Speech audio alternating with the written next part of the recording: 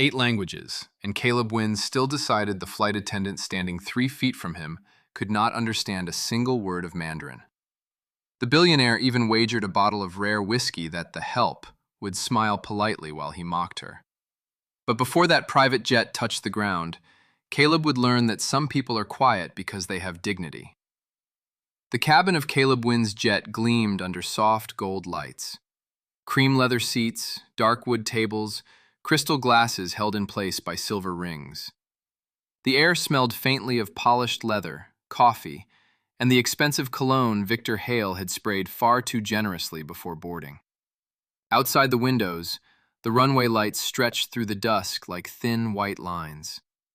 Elise Hart moved through the aisle with a steady hand, checking seat belts, arranging chilled towels, and making sure every glass was exactly where it belonged.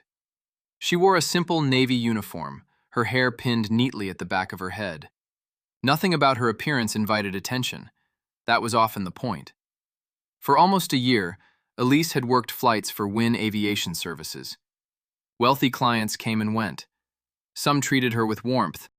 Others treated her like part of the furniture. Useful, silent, replaceable. Caleb Wynn belonged to the second kind. He was young enough to make people call him brilliant, and old enough to know they were usually afraid to call him anything else. His company owned technology firms, freight terminals, luxury resorts, and more properties than most people could count without losing track. He had the kind of confidence that made rooms change shape around him. Victor Hale sat across from him, laughing too loudly at every remark. Grant Mercer, a narrow-faced investment advisor with sharp gray eyes, tapped through documents on a tablet. They were flying to finalize a major agreement with overseas partners. Caleb had spent the entire afternoon talking about the deal as if the signatures were already framed on his wall. "Elise," he said without looking at her, "bring the 20-year reserve, and make sure it's the right temperature." "Of course, Mr. Wynn." Her voice was calm. It always was. As she reached for the bottle, Victor leaned toward Caleb and murmured, "You know, I still don't understand why you insist on cabin staff for a 4-hour flight." We could pour our own drinks. Caleb gave a small, cold smile. "Because people like routine. They like being reminded that someone is there to do what they don't want to do." Elise heard him. Of course she did. But she did not turn around. Years earlier, her grandmother Margaret had taught her something while correcting her pronunciation over a chipped kitchen table. Margaret had spent decades translating for embassy officials, business delegations, and visiting diplomats. She spoke 9 languages, yet she was never given the titles, the office, or the praise men with degrees received. "Let them underestimate you," Margaret used to say. "A loud fool spends his strength announcing himself. A wise person saves hers for the moment it matters." Elise had remembered those words through double shifts, overnight flights, and long evenings beside Margaret's bed, sorting invoices and wondering how far her savings would stretch. Her grandmother's care was expensive. Elise's old interpreter work had dried up after an agency merger. Serving wealthy passengers was not the future she had imagined, but it paid the bills. And it gave her a front row seat to people who confused money with worth. She poured Caleb's drink. The amber liquid caught the cabin light. He watched her then, really watched her, with an expression that made Elise's shoulders tighten. It was the look of a man deciding what someone else was worth. "Victor," Caleb said, suddenly switching to fluent Mandarin, "how much do you want to bet she thinks we're talking about the weather?" Victor's grin widened. Grant looked up from his tablet. Caleb continued in Mandarin, his voice smooth and deliberate. "People in service jobs always pretend to be invisible. It saves them from realizing how little anyone notices them." Victor chuckled. "She probably memorized 2 phrases for wealthy passengers. 'Yes, sir,' and 'Would you like more ice?'" Caleb lifted his glass. "I'll wager that she understands nothing, not one word." The laughter that followed was not loud, but it filled the narrow cabin anyway. Elise stood beside the service counter with the wine bottle in her hand. For 1 second, her fingers tightened around the cool glass. Her heart beat hard against her ribs. Not from surprise. She had heard worse from people with less expensive watches.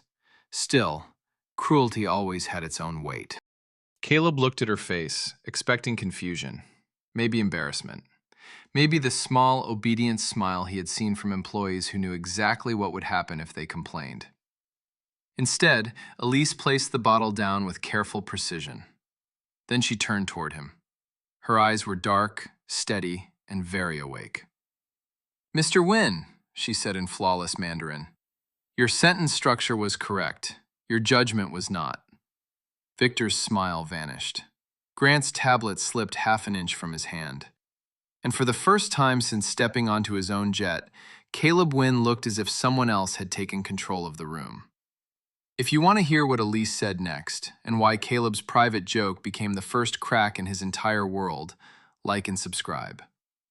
For a few long seconds, the steady hum of the engines was the only sound in the cabin. Caleb stared at Elise as if she had changed shape in front of him.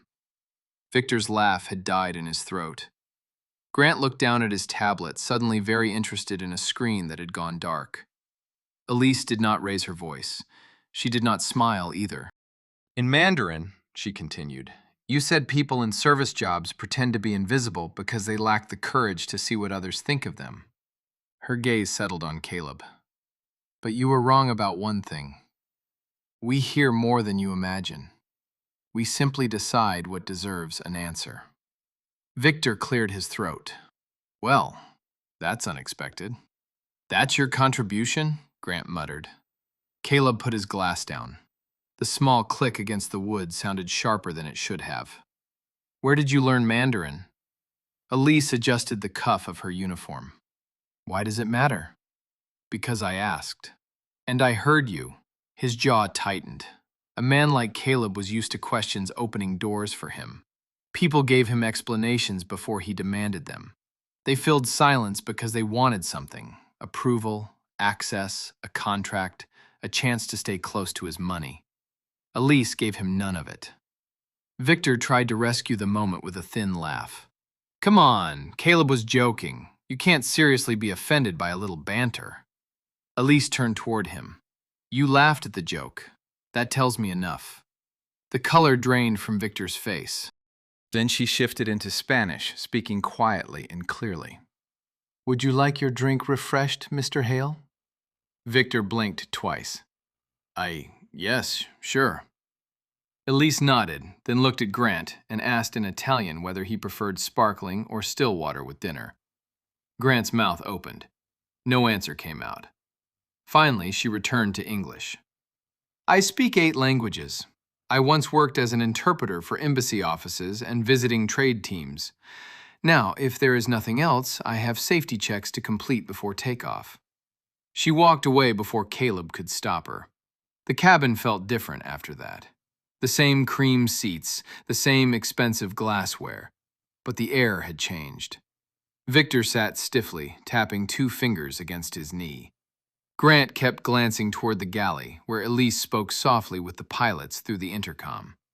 Caleb watched her reflection in the dark window. He should have been angry. His pride had been cut open in front of 2 men who lived on his approval.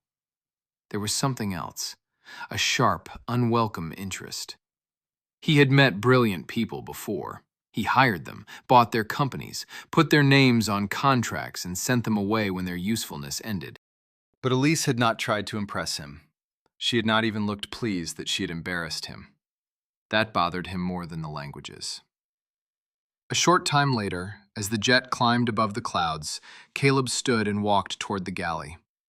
Elise was securing a tray of dinner plates. The scent of warm bread and rosemary drifted through the narrow space. Her hands moved with quick, practiced care. "You were an interpreter," he said. "I was." "For which embassy?" "I don't discuss former clients." "I could find out." She looked at him then. "I'm sure you could." The simple answer stopped him. Caleb leaned one shoulder against the counter. "You're overqualified for this job." "People take the work they need." "Is that what this is? A temporary arrangement?" Elise pressed a latch shut. "Mr. Wynn, I'm working. Did you need something?" He studied her face.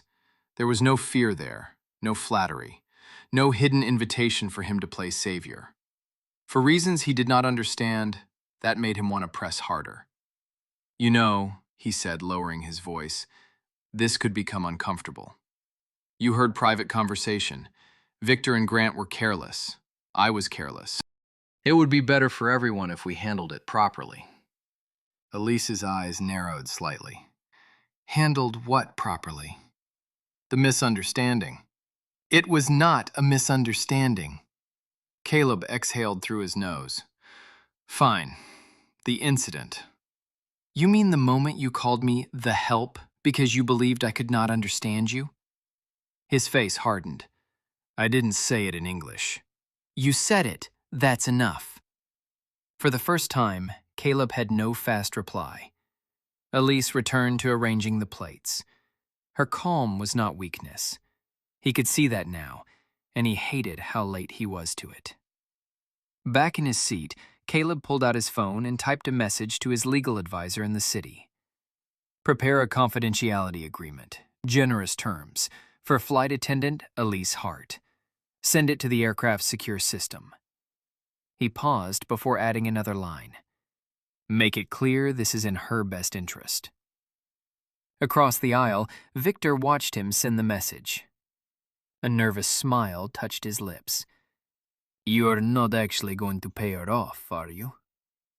Caleb looked through the window at the heavy black sky beyond the wing. "No," he said slowly. "I'm going to make this smooth." But in the galley, Elise's service screen lit up with a new document request from Caleb Wynn's office, and the subject line made her stomach turn cold. Confidential Resolution Agreement. Elise stared at the glowing screen for several seconds while the aircraft shivered softly around her. The document was short, clean, and written in the kind of careful legal language designed to sound kind while closing every door. It offered a goodwill payment, a promise of preferred assignments, and a vague recommendation for whatever position she might want next. In exchange, she would agree never to discuss what happened aboard the flight. She would acknowledge that no one had acted with harmful intent. She would confirm that the conversation had been a private misunderstanding. Elise read that last sentence twice. A misunderstanding. She could still hear Caleb's voice. Calm, certain. Calling her invisible while looking directly at her. Only contempt, dressed in another language. Her thumb hovered over the signature box. For one aching moment, she thought of Margaret's unpaid pharmacy invoices waiting in the kitchen drawer. The electric bill. The stack of envelopes she had turned face down because seeing them all together made her chest feel too tight. The money in that agreement would solve problems. Maybe only for a while, but a while mattered when someone you loved needed care. Then Elise remembered Margaret sitting at the old table, her hands wrapped around a mug of tea. "When a person pays you to swallow an insult," she once said, "they are not buying peace, they are renting your silence." Elise closed the document. A chime sounded from the cabin. Caleb had pressed the call button. She smoothed her uniform, picked up a small tray, and walked toward the main seating area. The engines gave off a deep, even rumble beneath her feet. Victor had loosened his tie. Grant had opened another file, though his eyes kept drifting toward Elise like he expected her to strike. Caleb sat with one ankle resting on the opposite knee. His phone lay face down beside his drink. "Did you receive the document?" he asked. "I did." "And?" "I declined it." Victor gave a quiet whistle. "That was quick." Elise looked at Caleb. "You asked your office to prepare it before asking whether I wanted one?" That made the answer simple. Caleb's expression barely moved. "It is a generous offer." "I'm sure it is." "Then why refuse?" "Because it asks me to say something untrue." Grant folded his hands. "Nobody is asking you to lie." Elise turned toward him. "It says no harm was intended. Mr. Wynn's words were intentional. You both laughed. That is the truth." The silence that followed had teeth in it. Caleb's eyes grew colder. You are making this bigger than it needs to be. No, Elise said. You are trying to make it smaller than it was. Victor shifted in his seat. Look, Elise, everyone says things. We were tired. There was a deal on the line. No one was trying to ruin your life. She gave him a level look. You did not have to ruin it. You only had to remind me that you thought you could. Caleb leaned forward. What exactly do you want? The question came out sharp, almost impatient. In his world, every conflict had a number attached to it. Every injury had a settlement. Every problem had a room where someone with enough power could close the blinds and make it disappear. Elise felt the old anger rise, hot and steady. Respect, she said. Victor laughed once, then stopped when nobody joined him. Caleb watched her. Respect is a broad word. It isn't complicated. You speak to me as if I'm a person. You don't call me the help. You don't send a contract to my workstation because you regret being embarrassed in front of your friends. His face changed at that, only slightly, but she saw it. You think this is about embarrassment? I think you hate that I heard you. The plane dipped suddenly. A sharp warning tone sounded overhead. Glasses rattled against their holders. Grant grabbed the armrest, his knuckles turning pale. Elise steadied herself against the side of a seat and immediately reached for the cabin intercom. The pilot's voice came through, controlled but urgent. We're entering unstable air. Everyone needs to be seated and secured. Elise moved fast. She checked belts, locked the service cart, and lowered the privacy divider that had been left open. The cabin lights dimmed automatically. Outside, a bank of heavy clouds swallowed the wingtip. Victor tried to stand. My laptop. Sit down, Mr. Hale, Elise said firmly. Something in her voice made him obey. The jet jolted again. A glass slid across the table, but Elise caught it before it tipped. Caleb watched her move from seat to seat, one hand braced against the leather, her tone calm as she gave instructions. She had it. A few minutes passed, then 10. The turbulence eased, though the sky beyond the windows remained thick and black. Elise returned to the galley to check the meal service. Her palms were damp now, but her hands did not shake. She had just lifted a tray from the warming compartment when she heard a low voice behind the half-closed divider. Victor. He had stepped into the rear lounge, thinking the engine noise would cover him. He spoke into his phone in Cantonese, fast and quiet. Elise froze. At first, she heard only fragments, figures, dates, the name of Caleb's foreign partner. Then Victor said something that made the warmth leave her face. The signing is only 2 days away, he whispered. Once Wynn puts his name on it, the payments will move through our side company. He'll never see the real numbers until we're gone. Elise stood perfectly still, one hand gripping the metal counter. Victor gave a soft laugh, and then he said the name of the person who had helped him build the trap. The name Victor whispered into the phone was Grant Mercer. Elise did not move. The warming compartment gave off a faint smell of roasted herbs and butter. Somewhere ahead, Caleb's glass touched the table. The engines covered most sounds, but not Victor's voice. He was too pleased with himself to be careful. Grant has the revised pages, Victor said in Cantonese. The foreign partners will think they're approving the shipping terms. Once the transfer clears, the consulting fees go through Northgate. Caleb will be celebrating before he understands what he signed. A pause, then Victor's quiet laugh. He trusts Grant. He thinks Grant is too timid to take a risk. That's why it works. Elise's throat went dry. She had spent enough time around embassy delegations to recognize the shape of such language. It was not a minor shortcut or a clever business maneuver. Victor was describing a trap built inside a contract. By the time Caleb saw the missing money, the deal would be done and the blame would be scattered across offshore accounts and polished legal paperwork.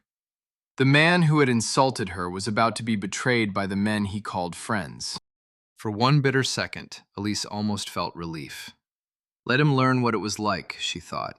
Let him discover that confidence can blind a person. Let him sit in a room full of people smiling at him while they quietly decide he is useful only until he is no longer needed. But the thought did not sit right. She pictured the workers whose names would never appear in a deal like that. The people in Caleb's shipping companies who would face layoffs if the money vanished. Drivers, accountants, warehouse staff, cabin crews. People who had no private jet to carry them away from trouble. Margaret's voice came back to her, soft but firm. Dignity is not revenge, Elise. Dignity is choosing not to become cruel when cruelty gives you an excuse. Victor ended the call. Elise slid the dinner tray into its holder and stepped out of the galley. Her pulse beat fast, but her face remained still. Victor was walking back toward the main cabin, his phone disappearing into his jacket pocket. When he saw her, he gave her a smile that never reached his eyes. "Everything all right back here?" he asked. "Fine, Mr. Hale." He studied her for half a second longer than necessary. You look pale. It's been a busy flight. "Well," he said, lowering his voice, "I hope you understand something.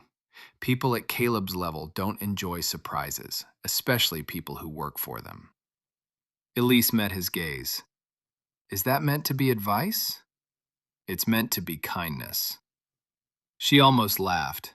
Instead, she lifted the tray. "Then I suggest you save it for someone who asked." Victor's smile flickered. She walked past him before he could answer, but every nerve in her body was awake. He knew she had heard Mandarin. He did not know about Cantonese. Yet. The moment she told Caleb, that secret would be gone. In the main cabin, Grant was leaning close to Caleb, showing him a spreadsheet. Caleb listened with the faintly bored expression of a man who expected numbers to obey him. He did not look up when Elise approached. "Dinner will be ready shortly," she said. "Good," Caleb replied. "Leave it there." She set the tray down, then stayed where she was. Caleb noticed. His eyes rose to hers. "What is it?" Elise glanced toward Grant. "I need to speak with you privately." Grant's fingers stopped moving across the tablet. Caleb's expression sharpened. "About the agreement?" "No." "Then say it here." "I won't." Victor had returned to his seat. He reached for his drink, but his hand tightened around the glass. Caleb looked from Elise to his associates. His irritation was plain. The billionaire did not like being directed by an employee, especially one who had already made him look small. But there was something in her posture that gave him pause. She was not trying to provoke him. She was warning him. At last, he stood. "Rear lounge," he said. The lounge was narrow and dim, separated from the main cabin by a sliding divider. A low lamp shone over a small leather sofa. The scent of coffee lingered in the air. Caleb shut the divider behind them, though it did little to block the hum of the engines. He folded his arms. "You have 2 minutes." Elise looked at him carefully. "Mr. Hale made a call in Cantonese." Caleb's brow pulled together. "You speak Cantonese too?" "Yes." The surprise on his face was quick, almost reluctant. Then his impatience returned. "What did he say?" "He said he and Grant changed the terms of the deal you're flying to sign. He said there are payment routes through a company called Northgate. He expects you to sign before you understand the money is being diverted." Caleb's eyes went hard. "That's a serious accusation." "It is." "And you expect me to believe it because you overheard part of a phone call?" "I heard enough." He took one step closer. "Why tell me?" The question came out colder than she expected, as if she were the person who needed to prove she had no hidden motive. Elise felt anger rise again. "Because people who did nothing to me could be hurt by what Victor is planning." "You don't know that." "I know how these schemes work. I have translated meetings where men smiled over coffee while they prepared to cut entire teams loose. You asked why I took this job. It's because bills do not care how qualified you are. The people who pay for someone else's greed rarely sit in rooms like this." Caleb's face changed, though he said nothing. She continued. "You can dismiss me. You can call your lawyer and send another document. But check Northgate. Check the revised pages. Check the transfer instructions before you sign anything. A sound came from the other side of the divider, a shoe against the floor. Both of them turned. The thin gap beneath the door showed a shadow standing perfectly still. Victor had not gone back to his seat after all. Caleb crossed the lounge in 2 strides and pulled the divider open. Victor stood there with one hand resting on the polished frame. His face was composed, but a faint red mark had climbed up his neck. He looked from Caleb to Elise and back again. "Everything okay?" Victor asked. Caleb's voice was flat. "Were you listening?" "I heard raised voices. I wanted to make sure our flight attendant was comfortable." Elise almost admired the nerve of him. A few minutes ago, he had been arranging to steal from the man beside her. Now he wore concern like a tailored jacket. Caleb stepped closer. "You made a phone call."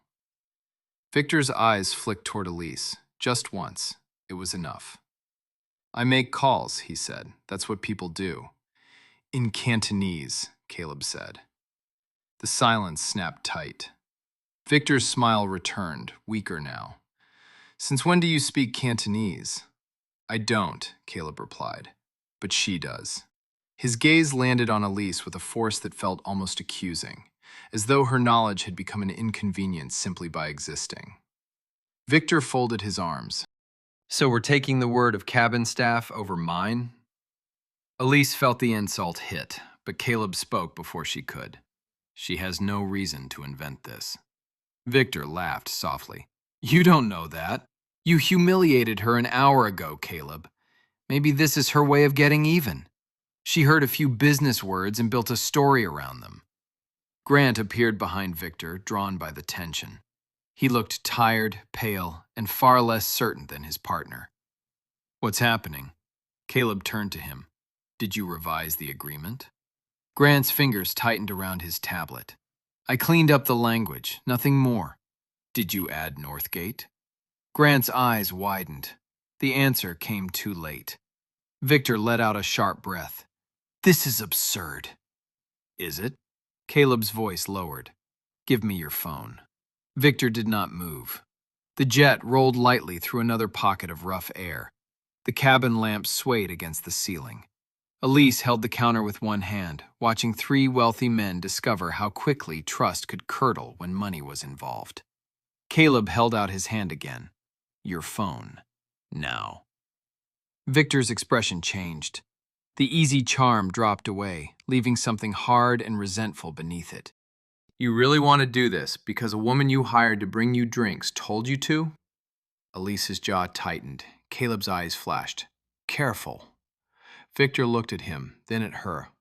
"I'm being careful. You're the one suddenly dazzled because she can speak a few languages." Elise spoke before Caleb could answer. "You are afraid because I understood the wrong conversation." Victor's face went still. Grant gave a small, broken sound. He moved toward the leather seat and sat down as if his knees had quit on him. Caleb's attention swung to him. "Grant?"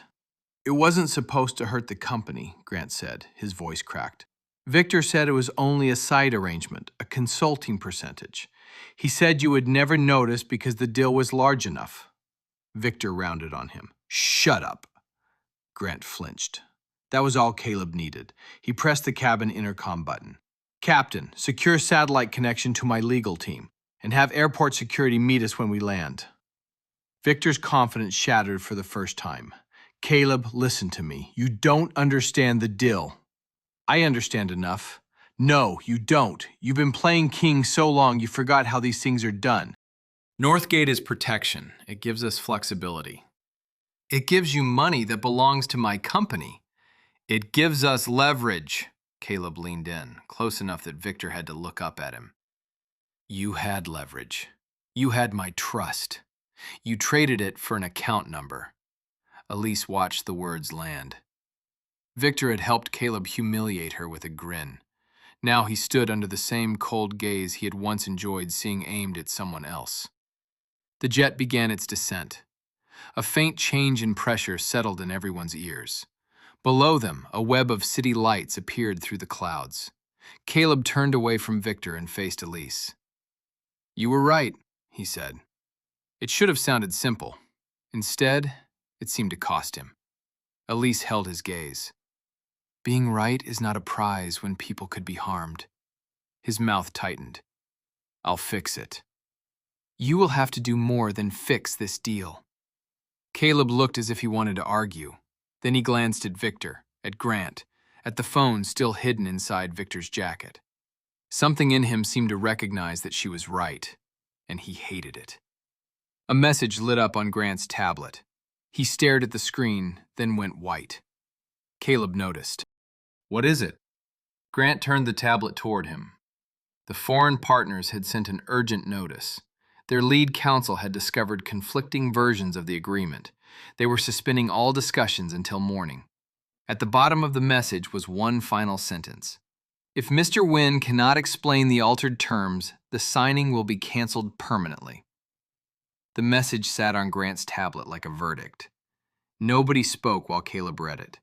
The aircraft continued descending, smooth now, as though nothing inside that narrow cabin had changed. But everything had. Victor stood near the rear lounge with his shoulders stiff. Grant's hands hovered over the tablet, then fell into his lap. Elise remained by the service counter, aware that she should probably step away. This was no longer a passenger complaint or a tense conversation over drinks. It was a business crisis, one that could swallow companies whole. Caleb looked up at Grant. Call their lead counsel. Grant swallowed. They won't take my call. Then use mine. They asked for clarification in writing first. Because they think we tried to cheat them. Grant said nothing. Caleb's face darkened. Did we? No, Grant blurted. Not the company. Victor changed the draft after legal reviewed it. I only adjusted the supporting schedule. I thought it was standard. Victor gave him a look of pure disgust. You signed off on it. I signed off on what you told me it was. The words bounced around the cabin. Elise could smell the sharp tang of spilled whiskey near Victor's seat and the faint burn of overheated coffee from the galley machine. Suddenly, the jet felt far too small for the lies inside it. Caleb pressed the intercom. Captain, tell ground security to meet us at the private terminal. I want 2 people standing at the stairs when we land. Victor's chin lifted.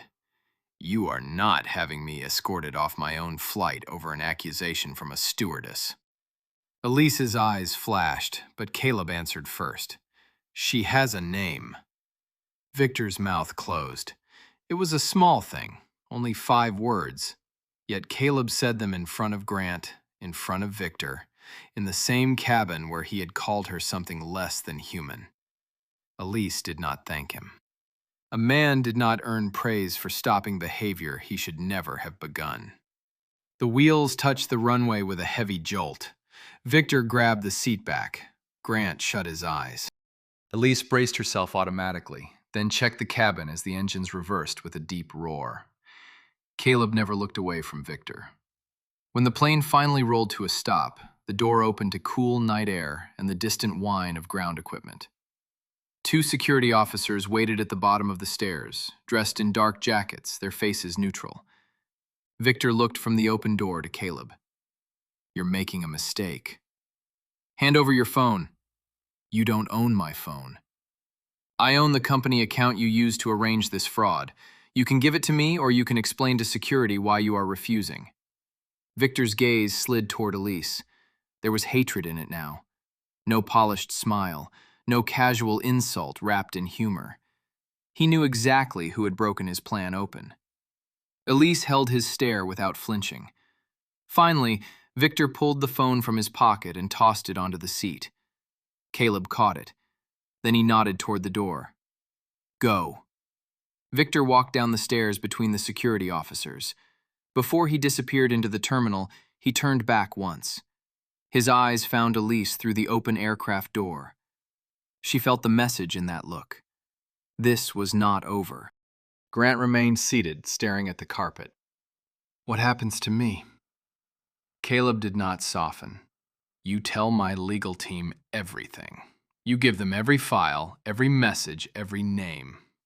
If you are telling the truth about being misled, they will find out. And if they don't? Then you should have thought about that before you put your name on pages you did not understand. Grant looked as if he might argue. Instead, he nodded and stepped off the jet with the second officer. The cabin became quiet at last. Elise began gathering the abandoned glasses.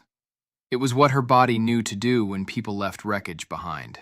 Clear the surface, lock the cabinet. Make the room presentable for whoever came next. Caleb watched her for a moment. "You should not be cleaning up after this," he said. She kept working. "It's my assignment." "Your assignment ended when the plane landed."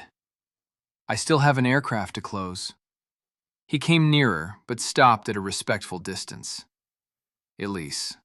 She looked at him. "I owe you an apology." "You owe several people more than that."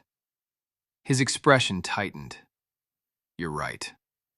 For a moment, the answer surprised them both. Then Caleb's phone rang. It was his chief legal officer, Nora Bell. He answered at once, listened for several seconds, and his face went still. "What do you mean they brought their own translator?" he asked. Elise paused with a glass in her hand. Nora's voice was too faint to hear, but Caleb's reply carried through the empty cabin. "No, my team will be ready in the morning." He listened again. Then his gaze moved slowly toward Elise.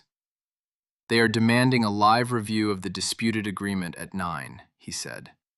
"Their representatives will speak Mandarin, Portuguese, and French. My legal team has no one they trust who can handle all three." The glass felt cold against Elise's palm. Caleb looked at the woman he had mocked only hours earlier, and quietly, carefully, he asked, "Would you help me keep this deal from falling apart?" Elise did not answer him right away. The cabin door stood open behind Caleb, letting in a ribbon of cold night air that smelled like jet fuel and wet pavement. Somewhere below, a baggage cart beeped in reverse. Inside the aircraft, the lights were still warm and low, soft on the cream leather, cruel on tired faces. Caleb waited. For the first time that night, he did not sound like a man issuing an order. He sounded like a man standing in front of a wall he had not expected to meet. Elise set the glass down in its holder.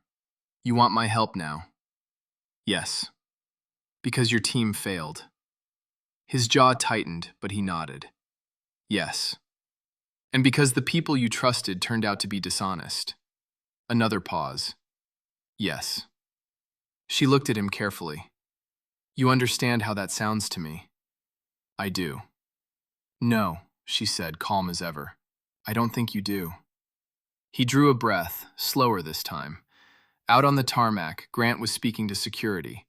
Victor had already disappeared into the terminal. The whole world around Caleb was moving, but inside that plane, everything seemed to wait on Elise's next words. "You mocked me," she said. "Then you tried to buy my silence. Now you want my skill because it became useful to you. Those are 3 different insults wearing 3 different suits." Something in his face shifted. He did not like the sentence. That was exactly why it mattered. Caleb stepped 1 pace nearer, then stopped himself there. "What do you want me to say?" "The truth would be a good start." He gave a bitter little laugh. "You really don't make this easy. Respect is only hard for people who are used to skipping it." That one landed. For a moment, he said nothing. The engines had gone still now. In the quiet, Elise could hear the faint tick of cooling metal in the galley wall. Her feet ached from the flight. Her shoulders ached from holding too much composure for too many hours. And beneath all of it was the old, tired math she carried everywhere. Hours worked, bills waiting, medicine due. If she said yes, Caleb Wynn could probably hand her more money in 1 night than she made in weeks. If she said yes too quickly, she would never respect herself again.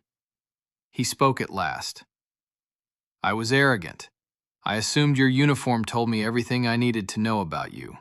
I was wrong." Elise held his gaze. "I sent that agreement because I wanted control," he continued. "Control. You were right about that, too." The honesty sounded rough in his mouth, like a language he had not practiced. She folded her arms. And now? Now I need someone competent in the room tomorrow. His eyes stayed on hers. Someone I can trust to hear exactly what is being said. You don't know me well enough to trust me. No, Caleb said quietly, but I know enough to trust your integrity more than I trust the people I brought onto that aircraft. That answer reached her in a place she had not prepared to defend because he had said integrity, not talent. Most powerful men noticed usefulness first and character only when it threatened them. Elise let out a slow breath. If I help you, I do it as a professional, not as your employee being pulled into a mess above her pay grade. Fine. You introduce me properly. Fine. No private agreement.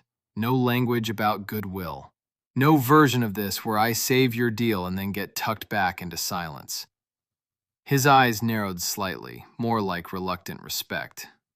You really do refuse to be bought. Yes, she said. I do. He gave one short nod. Then set your terms. Before Elise could answer, a woman's voice called from the bottom of the stairs. Caleb! A tall woman in a charcoal coat came up the steps with a tablet under one arm and a hard leather briefcase in the other. Her hair was pinned back sharply. Her face carried the kind of fatigue that belonged to people who cleaned up expensive disasters for a living. This had to be Nora Bell. She stepped into the cabin, took one look at the abandoned glasses, the open folders, the missing associates, and understood more than most people would have needed 5 explanations to grasp. You fired Victor? She asked. I removed him. Good. Her eyes flicked to Elise. Who is this? Caleb answered before Elise could. Elise Hart. She caught the fraud before we landed. Nora blinked once, then again. Caught it how? She heard Victor's call. In English? No. Nora looked at Elise more closely now. Not rudely, not kindly either. Like she was sorting a file in real time. What languages? She asked. Enough for tomorrow's meeting, Elise said. That almost earned a smile, but not quite. Nora set the briefcase down on the nearest seat and opened her tablet. There's another problem. The partners are more upset than we thought. Their chairman isn't sending deputies anymore. He's coming himself, with outside counsel and their trade advisor. Caleb's expression hardened. Good. Let him. Nora shook her head. No, you're not hearing me. They don't just want corrections. They think this was intentional at the executive level. They want proof, line by line, that your side did not manipulate jurisdiction, fee routing, or liability language. Elise felt the shape of the morning becoming sharper, heavier. Nora kept reading. And there's one more thing. Their advisor has already reviewed our internal memo trail. He says the version sent from our office contains terminology no qualified interpreter would ever have approved. The words hung there. Then Nora lifted her eyes from the tablet and looked straight at Caleb. At 9 a.m., she said, you are going to have to explain why your own company's language reads like a trap. Nora's words settled over the cabin like cold ash. Caleb looked at her, then at Elise. The open aircraft door let in the distant drone of other engines and the smell of rain beginning somewhere beyond the runway lights. The hour had turned strange. Provisions, pride, fraud, and apology were all standing in the same narrow aisle, waiting to see who would move first. Nora spoke again. I need facts, not miracles. Can she actually handle this? Elise answered before Caleb could. That depends on what you need handled. Nora lifted the tablet. Mandarin in the meeting, Portuguese in the side notes, French in the liability appendix, and enough legal sense to catch when someone hides a knife inside a sentence. Elise held her gaze. Yes. Nora studied her face for a long moment. Background? Elise Hart, former embassy interpreter, contract work, trade visits, consular meetings, conference support. Why are you on a private jet serving dinner trays? Because life does not always ask what your qualifications are before it sends bills. Nora gave the slightest nod, just recognition. Caleb exhaled through his nose. Can you save the deal? Elise's eyes moved to him. If I say yes, you will hear only the part that helps you, so listen carefully. I can help you understand what is broken. I can help you keep someone else from lying in 3 languages at once. But I am not here to rescue your ego. He took that hit in silence. Nora set the briefcase on the table and opened it. Paper files, printed drafts, marked up clauses, a flash drive, and 2 slim binders appeared in careful stacks. The meeting is at 9. We have 1 night to rebuild the deal trail, isolate Victor's edits, and prepare an explanation that doesn't sound rehearsed. Caleb nodded. Book a conference room at the terminal. It's already done. Nora then turned to Elise. If you come, you'll be sitting across from people who are angry, suspicious, and very good at hearing weakness. They won't care that this started with internal betrayal. They will care whether your side looks sloppy or dishonest. I know the difference, Elise said. Nora's expression softened by half an inch. Good. They moved from the plane to the private terminal just before midnight. The building was all glass, brushed still, and quiet floors that swallowed footsteps. A cleaner's cart stood abandoned near the elevator. Somewhere in the lobby, coffee had been left warming too long, leaving a bitter smell in the air. Caleb's staff had taken over a small executive conference room upstairs. Printed agreements covered the long table. 2 junior legal analysts sat with laptops open, their faces pale from lack of sleep. A wall screen showed message threads, time-stamped revisions, and red-lined clauses. No one expected Elise. When she entered in her Navy flight uniform, carrying nothing but her small overnight bag, one of the analysts looked up and blinked in confusion. Nora didn't bother explaining gently. This is Miss Hart. She is here because she understands more than the rest of you combined have understood tonight. Make room. The chairs shifted immediately. Elise sat. Caleb took the place across from her instead of at the head of the table. That detail did not go unnoticed. For the next hour, the room filled with paper sounds, keyboard clicks, and the faint buzz of fluorescent lights. Nora walked them through the damage. Victor had inserted a consulting corridor through Northgate. Grant had altered fee descriptions to disguise the movement. A side memo had redefined jurisdiction in case of dispute, steering legal review toward a forum the foreign partners would never have accepted knowingly. Elise read fast. She always had. At one point, she stopped over a Mandarin clause and frowned. This is wrong. One analyst leaned forward. Wrong how? She tapped the page. The wording claims the local distribution authority remains shared, but the verb choice suggests exclusive administrative control. It reads less like cooperation and more like a quiet transfer of power. Nora stared at the line, then at the official English version. That was not flagged. It should have been. Caleb watched her from across the table. Hard, focused attention. Another page, another pause. This French appendix is worse, Elise said. The liability cap sounds balanced in English. In French, it tilts responsibility toward the foreign side after delivery delays, even if the delay comes from your logistics network. One of the junior analysts muttered, "How did we miss all of this?" Elise did not answer. Everyone in the room already knew. They had trusted titles more than they trusted understanding, and they had never imagined that the woman they had first met in a cabin aisle might be the clearest mind at the table. Around 1 a.m, Nora pushed back from the table. We can rebuild the draft, barely, but there's still a problem. Caleb looked up. What now? The partners sent a note through outside counsel. They are bringing their own language advisor. Elise's fingers stilled on the page. Nora continued. He's known for turning public meetings into humiliations. If he believes we tried to manipulate the contract, he will not keep it private. Caleb's mouth hardened. Let him try. No, Nora said sharply. That attitude is what got us here. The room went quiet. Nora placed the latest printout in front of Elise. His name is Daniel Zhou. Trade litigation background. Brilliant, precise, enjoys making people contradict themselves. If he tests you, he won't do it politely. Elise looked down at the file. A small photo paper-clipped to the corner showed a clean-cut man in his 40s with unreadable eyes and a courtroom smile. Then she read the note beneath the photo. Daniel Zhou had once worked with her, not just in the same field, in the same embassy unit, years ago. And according to the line Nora had highlighted, he had already asked one specific question before agreeing to attend. Who will be interpreting for Caleb Wynn tomorrow morning? Elise kept her eyes on Daniel Zhou's photo a second longer than anyone in the room liked. Nora noticed first. You know him. It was not a question. The conference room had gone very still.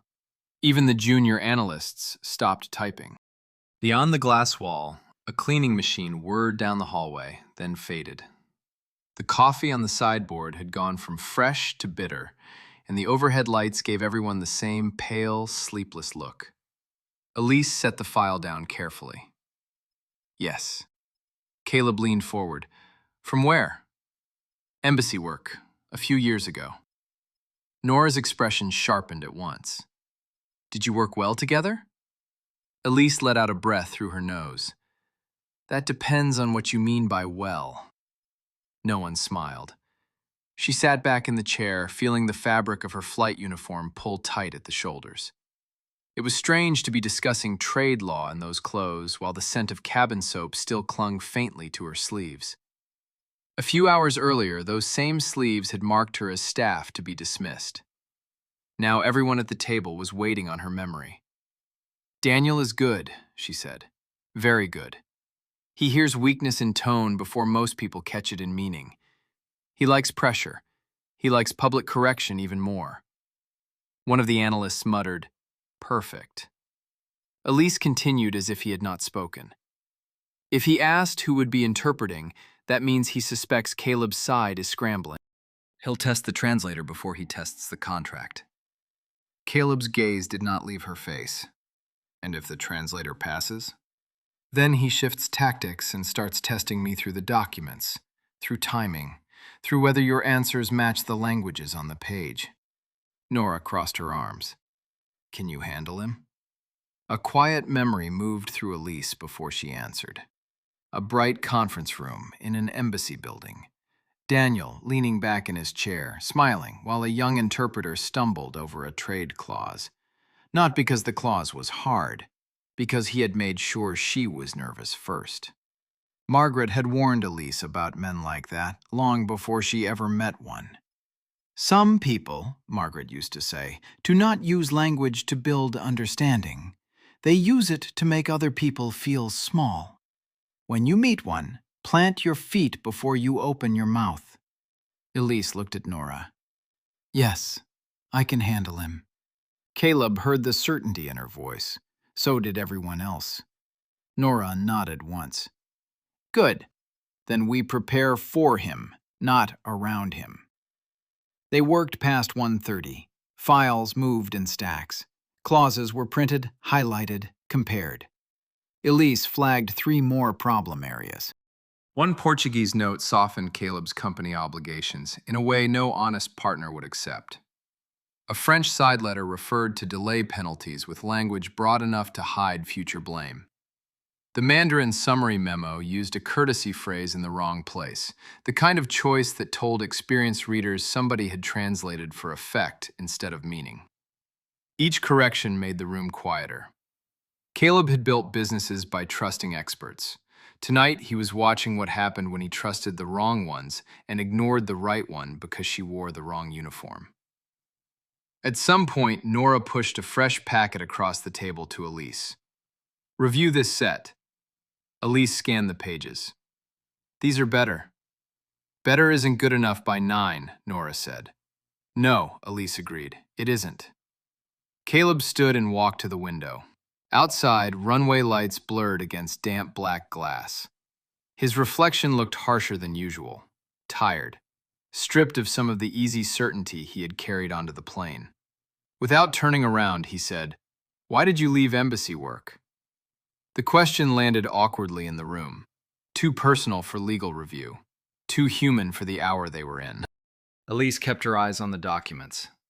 That doesn't concern this deal. It concerns my understanding of who I'm asking to stand beside me tomorrow. She almost corrected the phrase. In front of, perhaps. Between him and disaster, certainly. But something in his tone made her pause.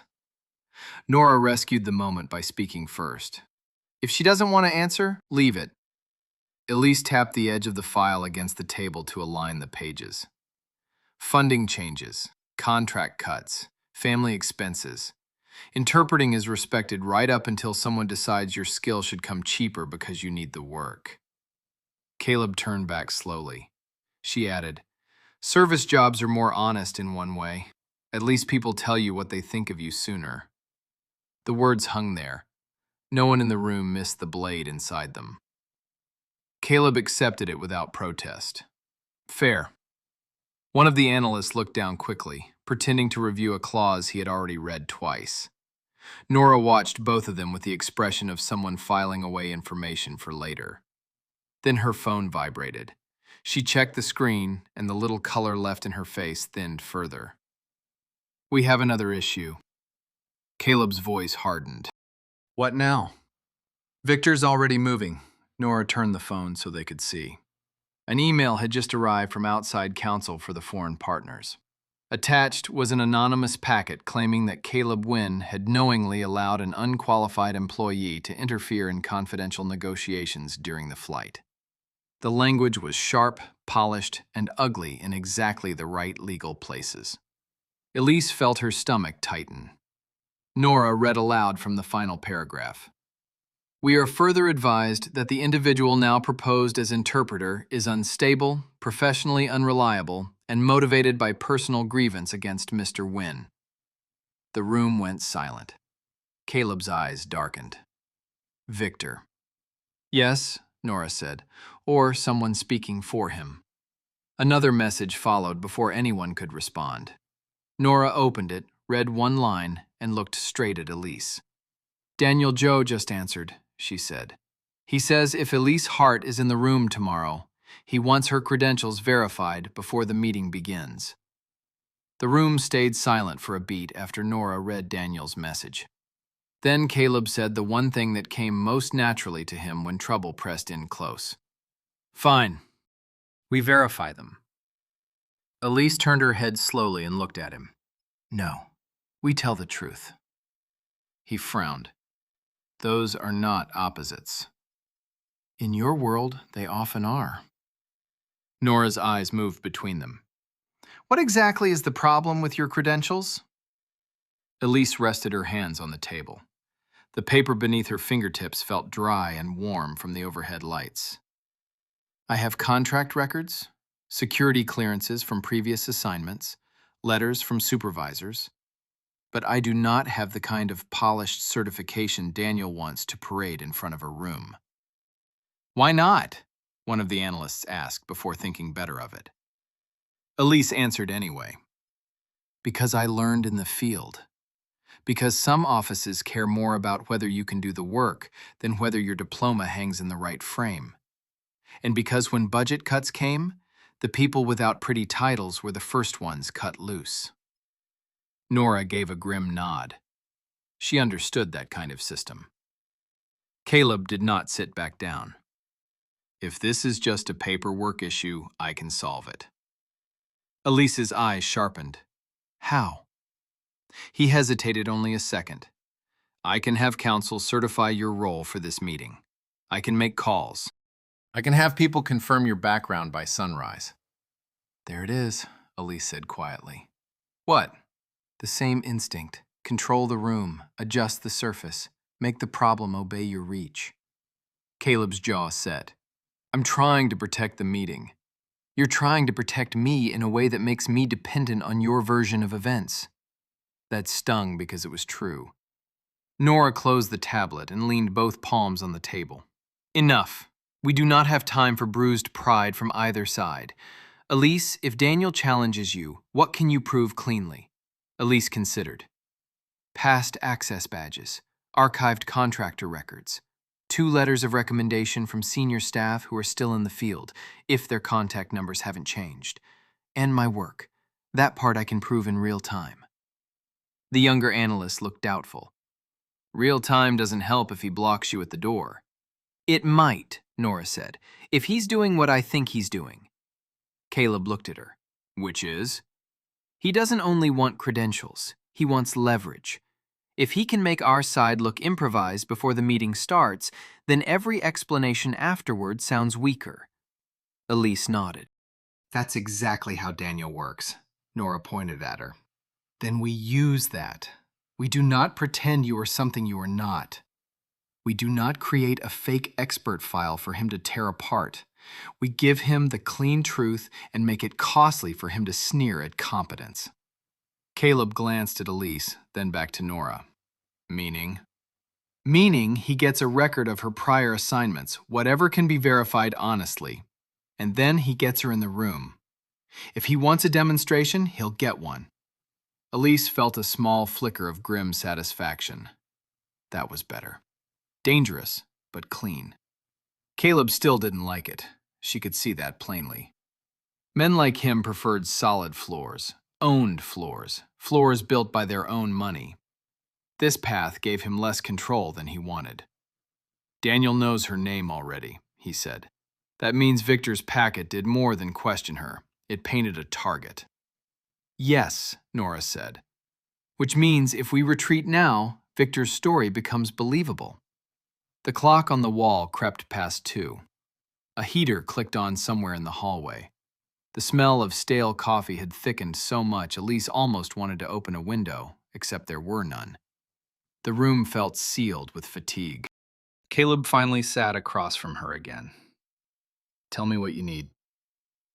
She almost answered, then stopped. The question sounded different now, less like a purchase, more like a man forcing himself to ask instead of assume. I need you not to speak over me tomorrow, she said. If Daniel addresses me, you let me answer. If you try to rescue me because you think it looks gallant, you will make things worse. His brow lifted slightly. Gallant? Yes. Wealthy men often confuse interruption with protection. One corner of Nora's mouth twitched before she flattened it. Caleb accepted the blow. Fine. I need my role stated clearly when we walk in. Interpreter and language advisor for this review. Nothing vague, nothing decorative. Done. And I need everyone in this room to stop acting as if my uniform makes this temporary somehow. Her voice remained level, but the words landed hard. You needed me the moment your polished experts stopped understanding what was in front of them. No one argued. Nora reopened the tablet. I'll send the verification packet within 20 minutes. Elise, make a list of every office, supervisor, and assignment trail you can remember. Caleb, you'll sign the disclosure note admitting internal tampering was discovered during transit. Full candor, no softening verbs. He gave a humorless breath. You really enjoy making me sound human. I enjoy keeping you from sounding guilty. Elise reached for a legal pad and began writing names from memory. Old offices, temporary badges, secure desks, people who had once trusted her ears and judgment with matters far above her pay. Her handwriting stayed neat, though her mind was moving fast. Halfway down the page, her phone vibrated. She almost ignored it, but the sender field made her still. Unknown number. There was only one line in the message, written in Mandarin. If you are the same Elise Hart I remember, arrive 30 minutes early. I would prefer to test your accuracy before I decide whether Caleb Wynn deserves the room. Daniel Zhou. Elise read Daniel's message twice before she showed it to anyone. The glow from her phone lit her face for a moment, pale against the conference room's tired yellow light.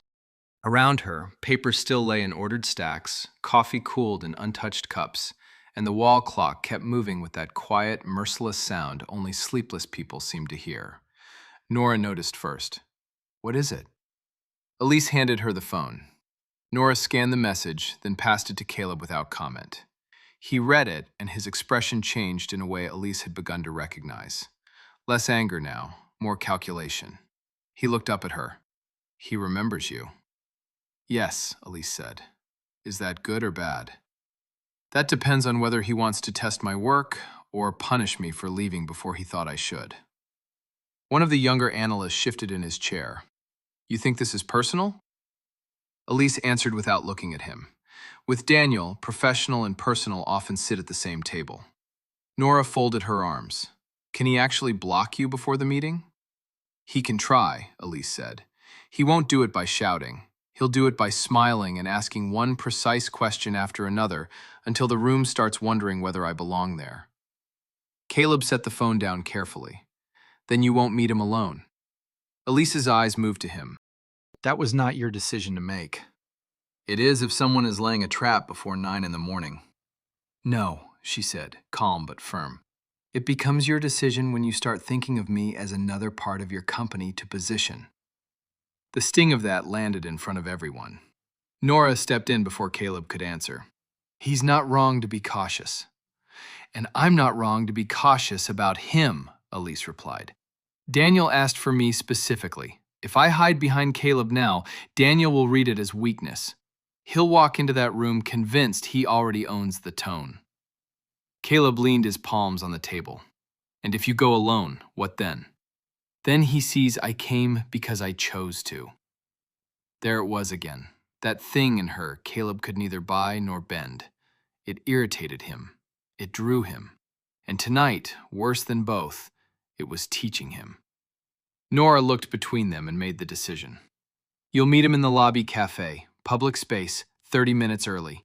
Caleb stays out of sight unless you ask otherwise. Caleb straightened. Out of sight? Yes, Nora said. If he shows up with his claws out, Elise needs to know whether he's challenging her or performing for you. He did not like that. Elise could see it plainly. But after a beat, he nodded. Fine, he said. Public space, security nearby. Elise almost objected to that too, but the hour was late and the stakes were too high for pride to waste time. She sat back down and reached for the legal pad again. Nora reopened her tablet. All right, we assume Victor keeps feeding the partners poison overnight. We assume Daniel arrives ready to humiliate us. We assume every sentence tomorrow matters. Then let's stop assuming and start preparing, Elise said. That changed the room. For the next stretch of the night, they worked like people trapped in the same storm. Nora drilled timing and phrasing. The analyst pulled archive drafts. Caleb signed a disclosure statement admitting internal tampering had been discovered during transit. Elise translated his wording back and forth across languages until every version carried the same meaning with no hidden softness. Twice, she stopped him. The first time, she tapped a line in English. You cannot say possible irregularity. That sounds evasive. It was irregular, Caleb said. It was fraud, Elise answered. If you shrink the word now, Daniel will enlarge it for you. He held her gaze, then took the pen and changed it. The second time, he tried to phrase Victor's actions in a way that separated himself too cleanly from responsibility. Elise set the page down. You may not have built the trap, but you brought the man who did. If you pretend otherwise, the whole room will smell it. Nora actually gave a low sound of approval at that. By 3:30, the revised packets were nearly ready. Outside the conference room glass, the hallway had gone almost completely empty. A vending machine hummed in the corner alcove. Elise's legs felt heavy. Her neck hurt. She had been in uniform for too many hours, and the collar seemed tighter now than it had on the plane. Caleb noticed her press 2 fingers briefly to the bridge of her nose. You need rest, he said. So do you. I'm serious. So am I. For 1 second, neither of them looked away. Then Nora broke the moment by sliding a fresh folder toward Elise. Take this to your room. Review only the marked pages. Sleep for 2 hours if you can. Caleb frowned. Her room? Nora gave him a flat stare. I booked one upstairs. You didn't think I was sending the most important person in this building home at 4 in the morning, did you? The words hit the room before anyone could smooth them down. the most important person in this building. Elise said nothing, but one of the analysts looked at her with open surprise. Caleb looked too, though his expression held something more complicated. Recognition, perhaps, and the first honest edge of shame. She stood, gathered the file, and picked up her bag. At the door, Nora said, "Lobby Cafe, 8:30. Elise nodded. Caleb spoke just before she stepped into the hall. "If Daniel pushes too far." She turned back. He finished more quietly than before. "You do not have to prove yourself to him alone." Elise studied him for a moment. "No," she said. "But tomorrow morning, I might have to prove something to you." She left him with that and walked into the quiet corridor, her shoes soft against the carpet, the folder warm under her arm. When she reached the elevator, her phone buzzed again. Another message from Daniel. This one was shorter. "Come without documents. If you bring Mr. Wynn, the meeting ends before it begins." Elise stood in the elevator with Daniel's second message glowing in her hand, and for the first time that night, she felt something colder than anger. The mirrored walls reflected a woman in a neat navy uniform, hair still pinned, eyes tired, folder tucked beneath one arm like armor that had become too heavy. The elevator hummed upward. Soft music leaked from a hidden speaker. Somewhere below, in that glass conference room, Caleb and Nora were still rearranging damage with paper and nerve. And here was Daniel, already trying to set the table before sunrise. Come without documents. It was a test, yes, but it was also a command. Daniel had always loved those, the little orders disguised as professionalism, the tiny humiliations dressed up as procedure. He wanted her to walk into that cafe with empty hands, no file, no visible proof, no shield except memory and voice. He wanted to see whether she would obey. More than that, he wanted to see if Caleb Wynn would let her go alone. The elevator doors opened onto the executive floor. The hallway smelled faintly of fresh linen and furniture polish. Everything was quiet, expensive, controlled. Elise stepped into her room, shut the door behind her, and finally let her shoulders drop. The room was generous in the way luxury places often are when they expect gratitude for it. A wide bed, a soft gray chair by the window, a tray with sliced fruit under a glass dome, and thick curtains drawn over a sleeping runway. But exhaustion did not soften her thoughts. She set the folder on the desk, took off her shoes, and sat for a moment at the edge of the bed, phone still in her hand. Margaret would have known exactly what this was. Not the legal maneuvering, not the corporate panic. That was just scenery. The real thing was older. A man with status deciding that expertise mattered only after it could be used against him or for him. Another man deciding that a woman's skill had to pass through his approval before it could stand on its own. One with money, one with polished credentials, both expecting the same surrender in different voices. Margaret had another saying for that one. "Never mistake an invitation for safety," she used to tell Elise. "Some doors open because they want to measure you while you enter." Elise looked at the folder, then at her phone. Then she did the simplest, hardest thing. She called Nora. Nora answered on the second ring. "Tell me you found a reason to sleep." Daniel sent another message. Silence for one beat. Then, "Read it." Elise did. By the time she finished, Nora's voice had gone flat with anger. "He's trying to isolate you." "Yes." "And to see whether Caleb can be manipulated through you." "Yes." Nora let out a slow breath. Paper shifted on her end of the line. "Stay where you are. I'm coming up." 10 minutes later, there was a knock at the door. Nora entered first, still in her dark coat, tablet tucked to her side. Caleb came behind her, tie gone, sleeves rolled, fatigue written plainly across his face. Elise did not miss that he had come anyway. Nora shut the door. "Show him." Elise handed Caleb the phone. He read Daniel's message once, then again, slower. Something in his expression hardened, but it was not the loud anger she might have expected earlier in the night. It was more focused than that, sharper, as if he finally recognized a kind of game he had once played himself and did not enjoy seeing from the outside. "He doesn't get to order you around," Caleb said.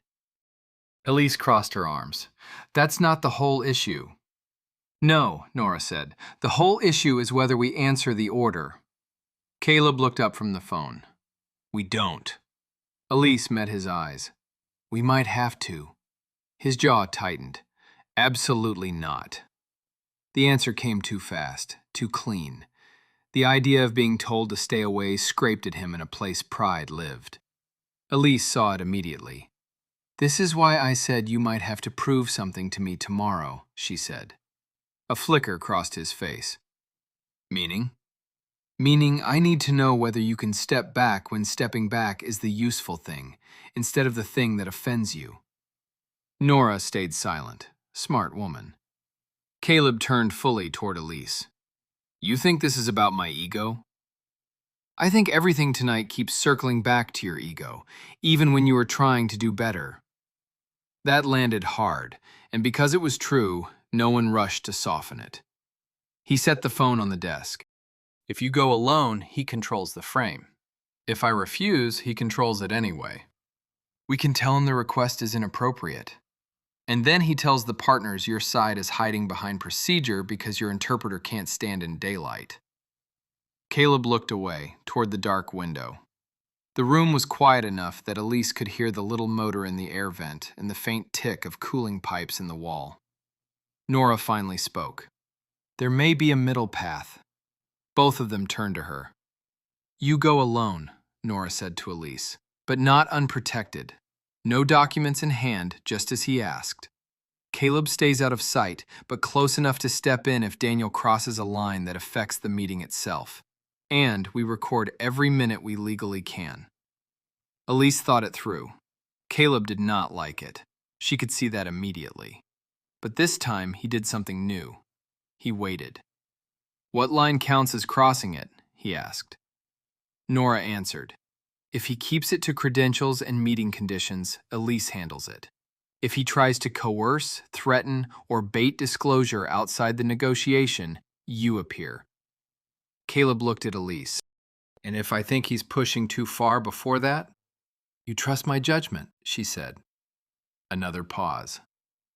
That was the real test, not Daniel's, his. At last, Caleb gave a slow nod. "All right." It was the first time all night he had agreed to something that left him visibly uncomfortable without trying to reshape it first. Elise noticed. So did Nora. Nora reached for the phone. "Then send him a reply." Elise picked it up, her thumb hovering above the screen. Daniel had asked her to come alone. He had asked her to come empty-handed. He had asked in the old tone, the one that sounded polite until you noticed it had no room for refusal. Elise began to type in Mandarin. "I will be there at 8:30. She stopped, then added one more line. "You may test my accuracy, Mr. Zhou, but do not mistake courtesy for submission." She hit send. 3 seconds later, the reply came back. "Good.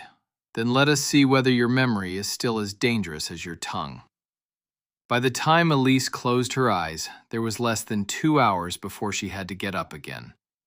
Sleep came in thin pieces, too light to rest her, too heavy to refuse. She woke before the alarm anyway, the room still dim, the curtains holding back a gray morning she could already feel in the air. Her neck ached. Her uniform lay neatly folded across the chair where she had left it, and for a moment she hated it. Hated that the same clothes which let people dismiss her so quickly were the same clothes she had to put on to face them again. She dressed in silence. The fabric was crisp against tired skin. She pinned her hair back, washed her face in water that was too cold, and stared at herself in the mirror while the hotel's quiet pressed around her. No dramatic transformation, no borrowed power. Just the same woman from the flight, the same hands, the same eyes, the same mind that rich men kept underestimating until it cost them. Margaret had one more saying for mornings like this. "You do not need a costume to carry truth," she used to say. "Stand straight. Let liars do the decorating. At 8:15, Elise stepped into the lobby cafe. It was elegant in that careful way hotels prefer before the business crowd fully wakes up. Dark wood tables, brushed brass lamps, fresh pastries under glass, and the smell of strong coffee rising through warm milk and baked butter. The floor gleamed. A pianist's recording played so softly it was almost an insult.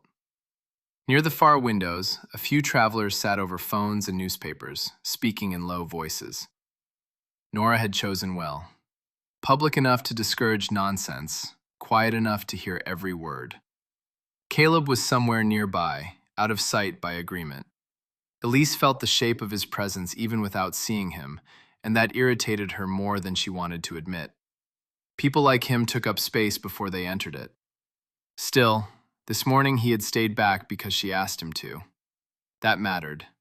A little. Daniel Zhou was already there. He sat at a small round table near the window, dark suit immaculate, silver watch catching the morning light. He had not changed much.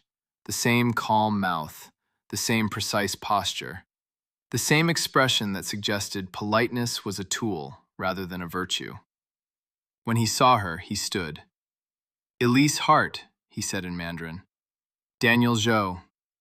His eyes moved over her uniform, her empty hands, her face, taking inventory, calculating, enjoying the small performance. "You came alone," he said. "I came as requested, and without documents, as requested." One corner of his mouth lifted. "Good, then you still understand instructions." Elise took the chair across from him without waiting to be invited. "I understand many things." A server approached. Daniel ordered black tea in Mandarin. Elise asked for coffee in French. The server blinked once, adjusted smoothly, and moved away. Daniel noticed, of course. "I was told you've been quite impressive tonight," he said. "I was told you were coming to review a contract." He smiled faintly. "You always did prefer the shortest route." "Only when the longer one is vanity." His smile thinned. For a moment they looked at each other in the quiet cafe light. Two people who had once worked the same rooms and learned very different lessons from them. Daniel folded his hands. "Do you know what concerns my clients? That Caleb's company sent them manipulated terms? That is one concern." He leaned in slightly. "The other is that a billionaire who cannot control his own people is now presenting a flight attendant as his language authority." There it was. Not loud, not sloppy. Just exact enough to wound if she let it. Elise did not flinch. "Then your client should be relieved. Their side noticed the corruption late. I noticed it before the plane landed." Daniel's eyes sharpened. "That is an elegant answer. It is not verification." "No, it is relevance." He sat back, studying her. "Do you know what people said when you left the embassy circuit?" She knew better than to ask. He wanted her curiosity. He would not get it for free. Daniel continued anyway. "They said you wasted yourself. They said you had ability without proper ambition. They said you were smart enough to enter serious rooms, but sentimental enough to leave them." Elise wrapped both hands around the coffee cup the server had placed in front of her. The ceramic was hot, grounding. "And what did you say?" she asked. "I said talent that refuses structure usually ends up serving it from below." This time, she did smile. "Interesting," she said. "Because from where I sat on that aircraft, the people with structure nearly signed fraud in 3 languages." His expression cooled. He changed direction quickly, moving into faster Mandarin, then Portuguese, then French, testing not just whether she understood, but how cleanly she could follow abrupt shifts in legal and diplomatic tone. Elise answered each one without rushing. She corrected one mistranslated assumption, challenged another, and when he tried to blur the difference between procedural translation and interpretive advice, she separated them in a sentence so clear that even the woman at the next table looked up from her phone. Daniel tapped one finger against the saucer. "Still sharp," he said. "Still listening," Elise replied. Then he placed the real knife on the table. "My clients received an anonymous packet before dawn," he said. It claims you acted out of personal grievance after Mr. Wynn publicly insulted you on his plane. It suggests your involvement is emotional, unstable, and retaliatory. He let that sit between them. "Tell me," Daniel said softly, "why should I believe the woman in front of me is a professional and not a wounded employee enjoying a rare chance to embarrass a man who looked down on her?" Elise felt the heat rise in her chest, then settle into something colder and steadier. "Because if I wanted humiliation," she said, "I could have stayed silent and let him sign the poisoned contract." Daniel's fingers stopped moving. "And because," she went on, "professionals do not become unprofessional simply because a powerful man behaved badly. We either do the work or we do not. I did the work." The words landed. For the first time that morning, Daniel looked less entertained. Then his phone buzzed. He glanced down, and whatever he saw made his expression change. He lifted his eyes back to Elise. "Interesting," he said. "It seems Mr. Wynn may have a bigger problem than Victor Hale." Elise did not reach for her phone, and she did not ask Daniel to explain himself twice. Instead, she set her coffee down with deliberate care and looked straight at him across the small round table. Morning light had strengthened behind the cafe windows, turning the glass pale silver. Cups clinked softly at the counter. Somewhere near the pastry case, a milk steamer hissed and fell quiet. "What bigger problem?" she asked in Mandarin. Daniel watched her for a moment, clearly pleased that he had managed to shift the ground. "At dawn," he said, "my clients received another file. This one did not come from Victor Hale's side channel. At least, not directly." Elise's expression did not move. He continued. "It came from inside Caleb Wynn's executive correspondence. An internal note attached to the draft history. Short, careless, damaging." Her stomach tightened, though she kept her voice even. "Show me." Daniel slid his phone across the table.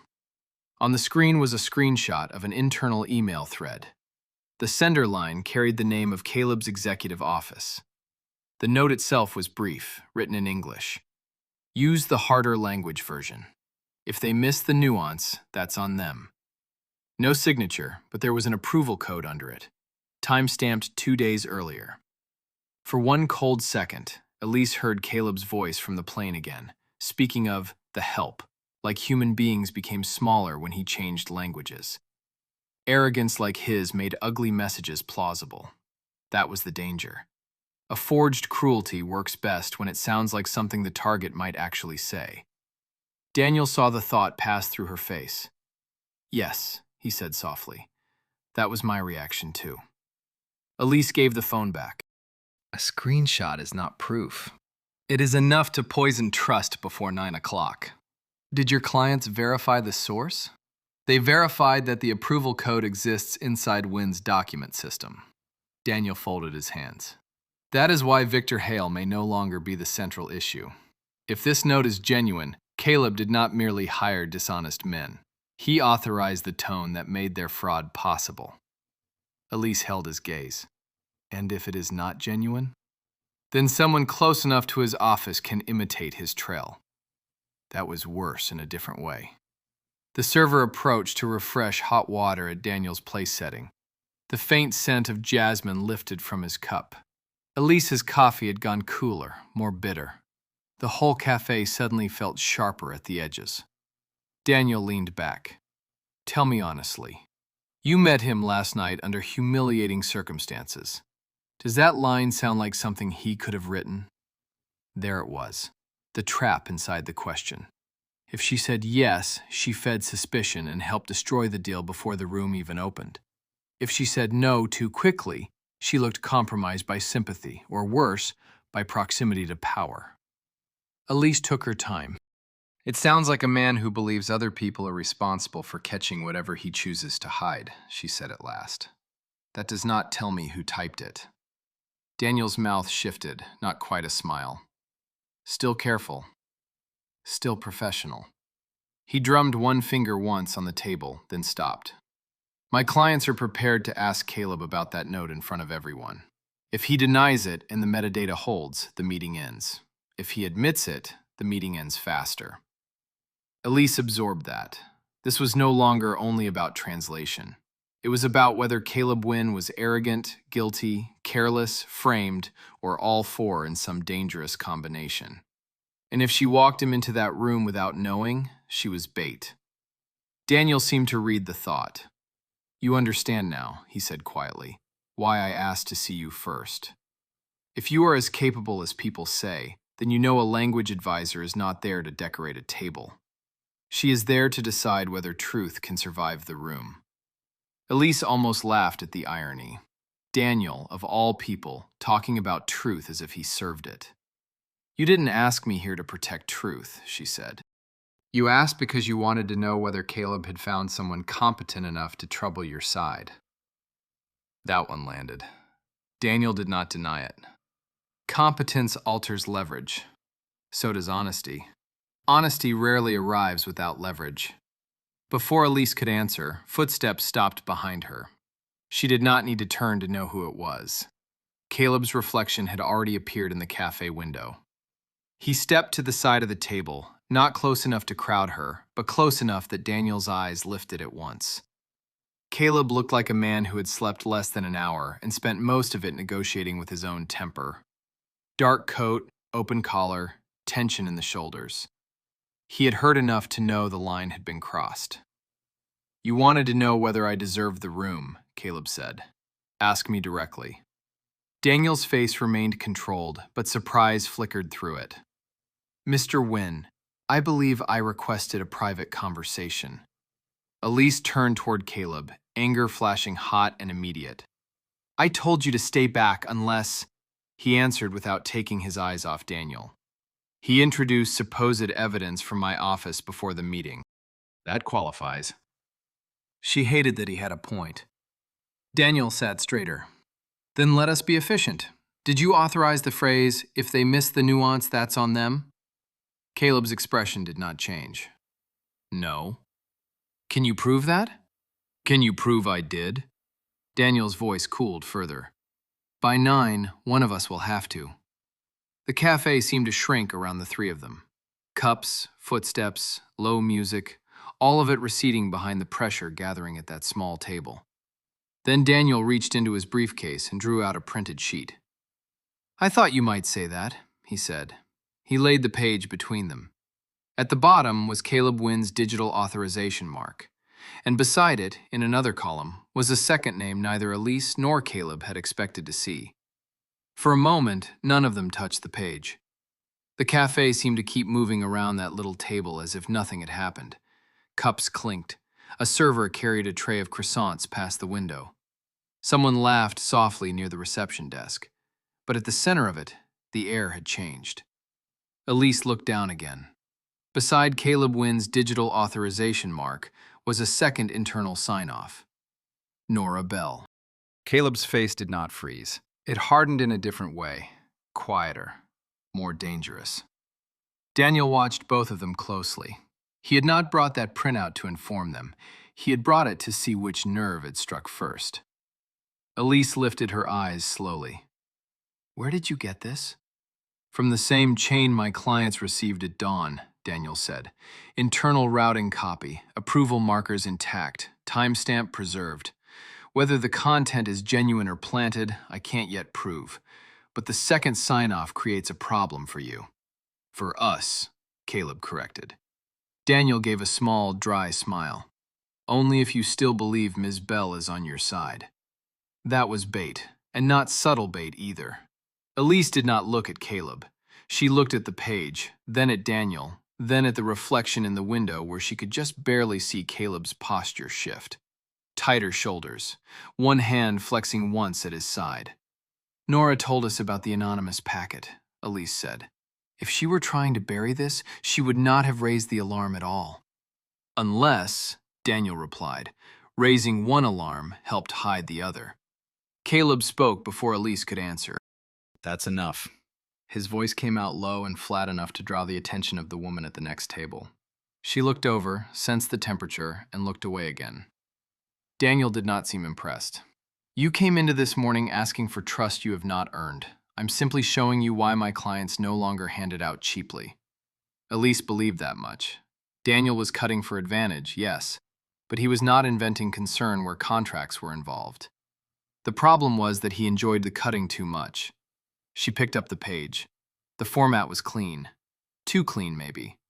The approval marks sat in the proper places. The time code looked normal. But the sentence itself bothered her, and not only because it sounded ugly. She read it again. Use the harder language version. If they miss the nuance, that's on them. Her brow tightened. Daniel saw it. Something wrong? Maybe. Caleb turned toward her at once. What? Elise tapped the sentence with one finger. It sounds like someone trying to imitate executive arrogance from the outside. Daniel's eyes narrowed slightly. That is a bold claim from one line. It's a careful one. She looked up. People who actually work with language rarely say harder language version in internal notes. That's clumsy, vague. It sounds like how non-specialists imagine specialists talk when they want to sound sharp. Caleb said nothing, but his attention sharpened instantly. Elise continued, and miss the nuance is wrong too. Someone inside a real draft chain would specify which nuance, jurisdiction, liability, fee scope, delivery authority. This phrase is theatrical. It was written for effect. Daniel leaned back a fraction. Or for speed. Maybe, she said, but even fast people leave fingerprints. That line landed. Caleb held out his hand. Elise passed him the page. He read it once, then again, this time more slowly. A different expression moved through his face now. Not relief, not yet. Recognition, perhaps, of how easily his own habits could be used against him. Could Nora's sign-off be forged, he asked. Daniel answered first. Anything can be forged. The question is whether you can prove it before 9. Elise finally looked at Caleb directly. We need Nora. Daniel's mouth shifted. Do you? Or do you need to see whether she panics? That was enough. Caleb took out his phone and dialed without leaving the table. Daniel watched him do it, expression unreadable. Elise listened to the ring in the speaker, one pulse after another, the cafe noise thinning around it. Nora answered on the third ring. Tell me you're calling because Daniel behaved like a civilized adult. Caleb's voice was controlled.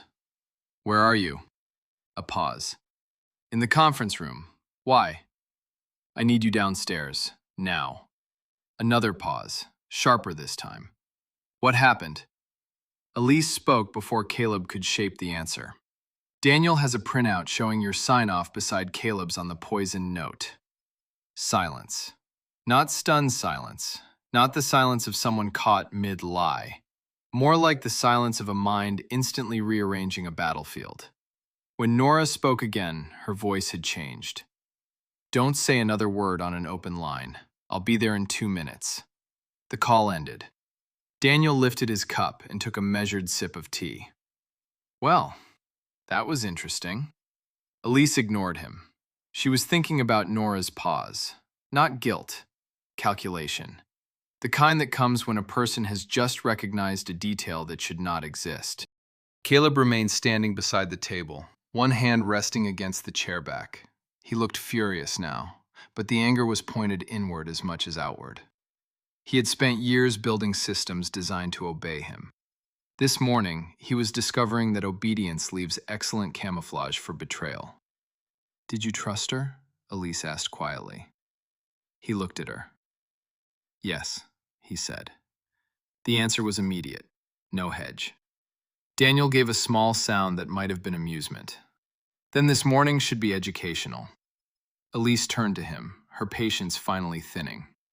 Do you ever enter a room without hoping someone smaller leaves it? Daniel's expression cooled. I hope truth leaves with fewer bruises than it usually does. That isn't what I asked. Before he could answer, footsteps approached fast across the marble lobby floor. Nora Bell appeared at the edge of the cafe, coat still on, tablet in hand, eyes already locked on the page Caleb was holding. She did not sit. She looked at the printout once, and all the color left her face. Then she said 4 words that made Elise's pulse jump. That approval code is mine. Nora's words hit the table harder than if she had slammed her hand down. That approval code is mine, she said again, more quietly this time. Her eyes stayed on the printed sheet, on the code itself, as if she were staring at a wound she recognized but did not yet understand. Caleb spoke first. Did you authorize this note? No. The answer came clean and fast. Daniel lifted one brow. Convenient? Nora turned to him with a look sharp enough to cut cloth. No, inconvenient. There's a difference. Elise watched her closely. Panic left fingerprints. So did guilt. Nora showed neither. What she showed was anger and something else. Recognition. She pointed at the lower right corner of the page. This code belongs to my rolling executive review queue. I use it when legal drafts are batched for overnight movement between departments. It confirms the file passed through my queue. It does not by itself prove I approved every sentence attached to it. Daniel folded his hands. That distinction may interest you. It will not comfort my clients. It should, Elise said before Nora could. If the code marks routing and not final language authorization, then this page is being presented as more conclusive than it is. Daniel's gaze shifted to her. If. Nora held out her hand. May I? Daniel hesitated half a beat, then gave her the sheet. She read quickly, lips tightening. This was assembled by someone who understood just enough of our approval structure to make it look damning. Her finger tapped the timecode. And whoever did it wanted this page found in a hurry. Caleb leaned closer. Why? Because the note is ugly enough to distract from the contract chain itself. Nora looked up. If everyone starts arguing about whether you're arrogant and whether I'm compromised, nobody asks who stitched the email thread together. That landed. Elise took the page from Nora and studied it again. The paper smelled faintly of toner and fresh ink, like it had been printed recently, not pulled from an older archival packet. She traced the layout with her eyes, then something caught. This line break, she said. Daniel's expression barely changed. What about it? Elise turned the page slightly toward the light. The approval trail is formatted in executive export style, but the note itself wraps like it came from mobile forwarding first and desktop export second. That is not how internal draft comments usually print from a clean system pull. Nora looked at her, then took the page back. Her eyes sharpened. She's right. Daniel's calm thinned by a fraction. Or someone printed it from a phone after retrieving it. Then the header would reflect that version path, Nora said. This doesn't. Caleb's voice dropped lower. So it's fabricated. Not fully, Nora replied. That's what makes it dangerous. The code is real. The chain may include real fragments, but this exact document was built to accuse, not to clarify.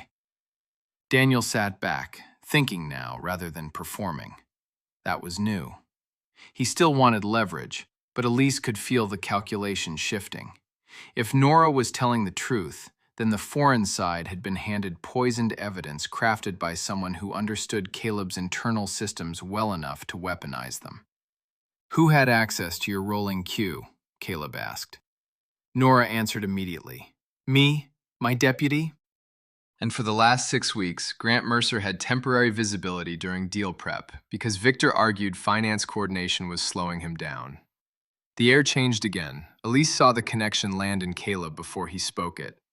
Grant. Pale, eager Grant. The man who had looked less like a mastermind and more like someone led by the nose. Temporary visibility, enough access to copy a code, enough fear to follow Victor's instructions. Maybe enough foolishness to help build a false trail that would survive even if Victor himself went down. Daniel glanced between them. Your own team gave a compromised advisor access to executive routing? Caleb did not defend himself. That, more than anything, told Elise how far the night had pushed him. The old Caleb would have snapped back, redirected blame, turned status into a shield. This man just said, yes. Nora looked almost as stunned by that as Daniel. Daniel asked the harder question. If this is false, can you prove it in the meeting? Not eventually, not in litigation, in the room. Nora's silence lasted too long. Elise answered for her. Maybe. Three heads turned toward her. She pointed at the page. If this was assembled from real fragments, then whoever made it had to combine a genuine approval path with an inserted sentence.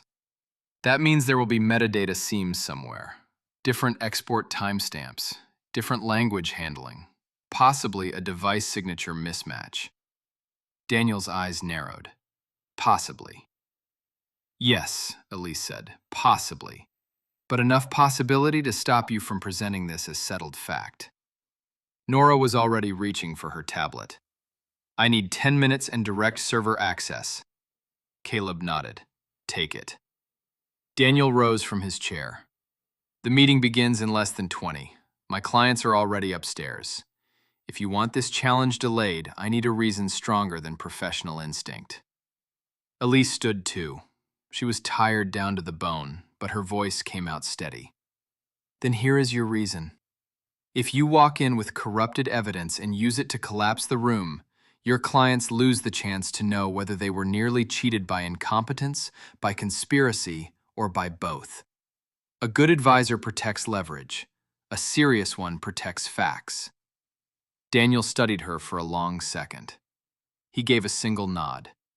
10 minutes. Nora was already moving. Caleb stepped aside to let her pass, then looked at Elise in a way he had never looked at her on the plane. Just attention, and trust he had not intended to place in her when the night began. They left the cafe together and moved fast through the marble corridor toward the executive conference floor. Nora walked ahead, tapping commands into her tablet. Caleb kept pace beside Elise, silent for several steps. Quietly, he said, "When this is over, I owe you more than an apology." Elise did not look at him. Survive the next 10 minutes first. At the end of the corridor, the conference room doors stood open. Inside, the foreign partners were already seated, and at the head of the table, Victor Hale was standing beside their chairman, as if he had never been removed at all. For half a second, Caleb did not move. Then everything inside him seemed to go still in a way that was far more dangerous than shouting. The conference room beyond the open doors was all glass, chrome, and polished wood. Morning light spilled across the long table where the foreign partners sat waiting with their counsel, their folders open, their expressions guarded.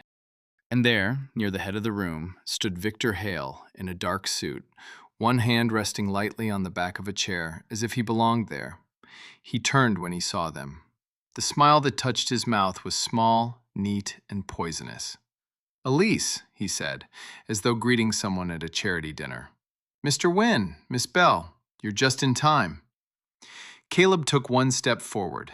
Nora caught his sleeve. "Not here," she said under her breath. She was right. A public explosion in the doorway would hand Victor exactly what he wanted: chaos, spectacle, wounded pride, and a foreign board that could walk away calling both sides unstable. Elise saw all of that in the space of one breath. Victor's eyes slid to her. He noticed the flight uniform immediately. Of course he did. Men like him always notice symbols before substance. In his mind, that uniform still meant smallness, no matter how much damage her mind had already done to his plans. "What an interesting choice," he said. "You brought cabin staff to a treaty table." Daniel Zoe, who had followed them from the cafe, said nothing, but Elise caught the flicker in his eyes. He was watching the room like a surgeon studies a chest before the first cut. Caleb's voice came out low and cold. "You should not be in this building." Victor lifted one shoulder. "Your partners requested clarifications from anyone familiar with the draft history. I made myself available." "That's a lie." "Maybe, but it's a useful lie until somebody proves otherwise." The chairman of the foreign delegation, Mr. Lin, rose slowly from his seat. He was older than Elise expected, silver-haired, spare in build, with the composed face of a man who had spent decades watching ambitious people ruin themselves by talking too much. He spoke in Mandarin first, for the benefit of his side. Elise translated quietly for Caleb without taking her eyes off the room.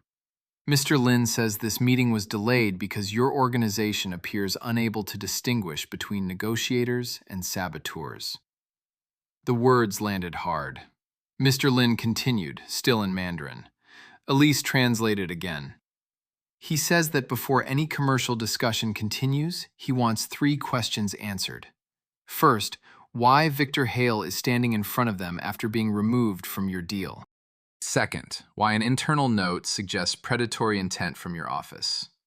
Third, why the woman translating for you appears to be the same employee who was publicly insulted during the flight. The silence after that was brutal. Victor did not even try to hide his satisfaction. There it was, the whole trap laid out plainly. He had taken the private cruelty from the aircraft and dragged it into the boardroom because humiliation, once public, becomes leverage if you are shameless enough. Caleb looked at Elise once, only once, and in that glance she saw the question. Do I speak? Do I stay back? She answered it by stepping forward. Just one measured step that changed the geometry of the room. She spoke in Mandarin first, her tone calm enough to make several heads lift. My name is Elise Hart. I am serving today as language advisor and interpreter because I discovered contract tampering during transit after overhearing Mr. Hale discuss hidden payment routing in Cantonese. Victor laughed softly. Convenient. Elise did not turn toward him. You may challenge my statement. But if you do, I ask that you also explain why you contacted Northgate Logistics at 6:32 this morning from an airport holding room. That changed his face. Only slightly, but enough. Nora's head snapped toward Elise. Caleb's eyes narrowed. Daniel's expression sharpened with real interest for the first time in several minutes. Mr. Lin spoke again, more quickly now. Elise translated. He asks how you know that. Elise answered directly.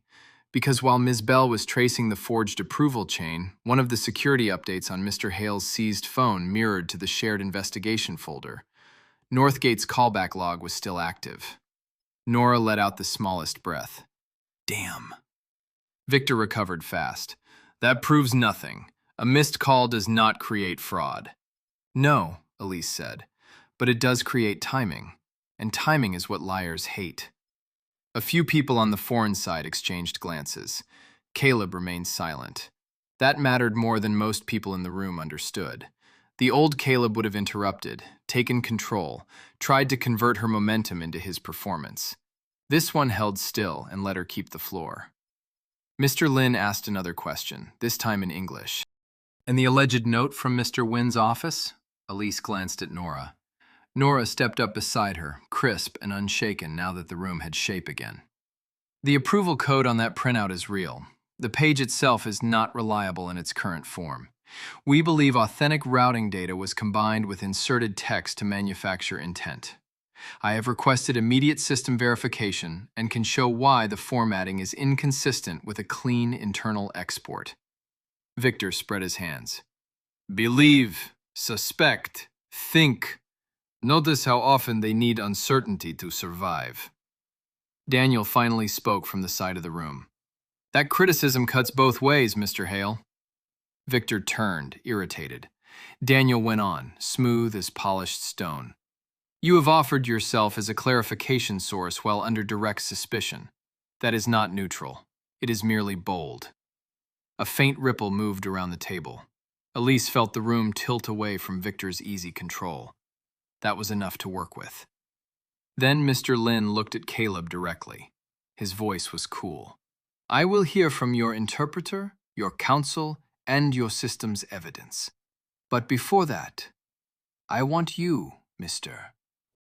Wynn, to answer one thing without translation, without lawyers, and without correction. Caleb stepped fully into the room. Mr. Lin's eyes did not leave his face. Did you insult this woman because you believed her work made her beneath you? No one moved. Not Victor, not Nora, not Daniel, not Elise. And Caleb Wynn, with the entire deal, the entire room, and perhaps the entire direction of his life hanging on the next few seconds, opened his mouth to answer. Caleb answered Mr. Lin without looking away. "Yes," he said. "I insulted her because I thought her job made her easy to dismiss. I was wrong." The words did not echo, but they might as well have. Victor's smile faded first.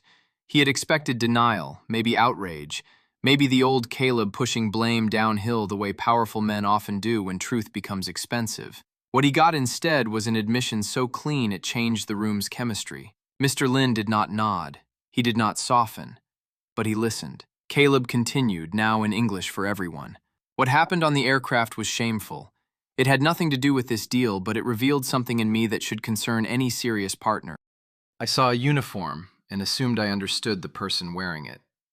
I was wrong about her, and I may have been wrong in other ways that allowed bad men too close to my business." Elise stood very still. There was no charm in his voice, no attempt to make honesty beautiful.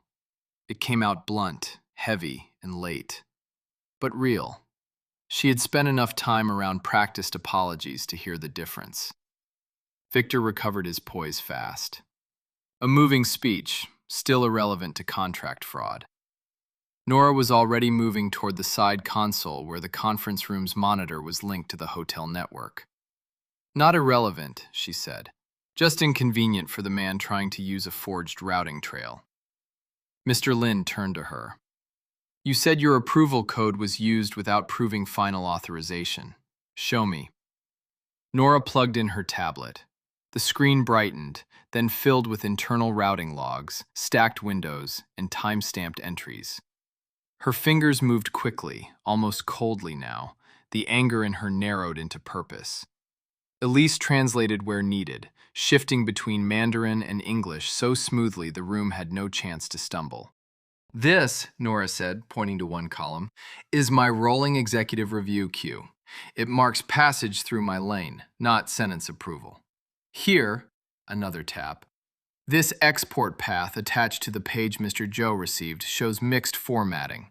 It combines a true Q stamp with text rendered from a separate device sequence." Daniel stepped closer to the screen. "Can you prove the sentence was inserted?" "Not from this view alone," Nora replied, "but I can prove the document is not a clean native export."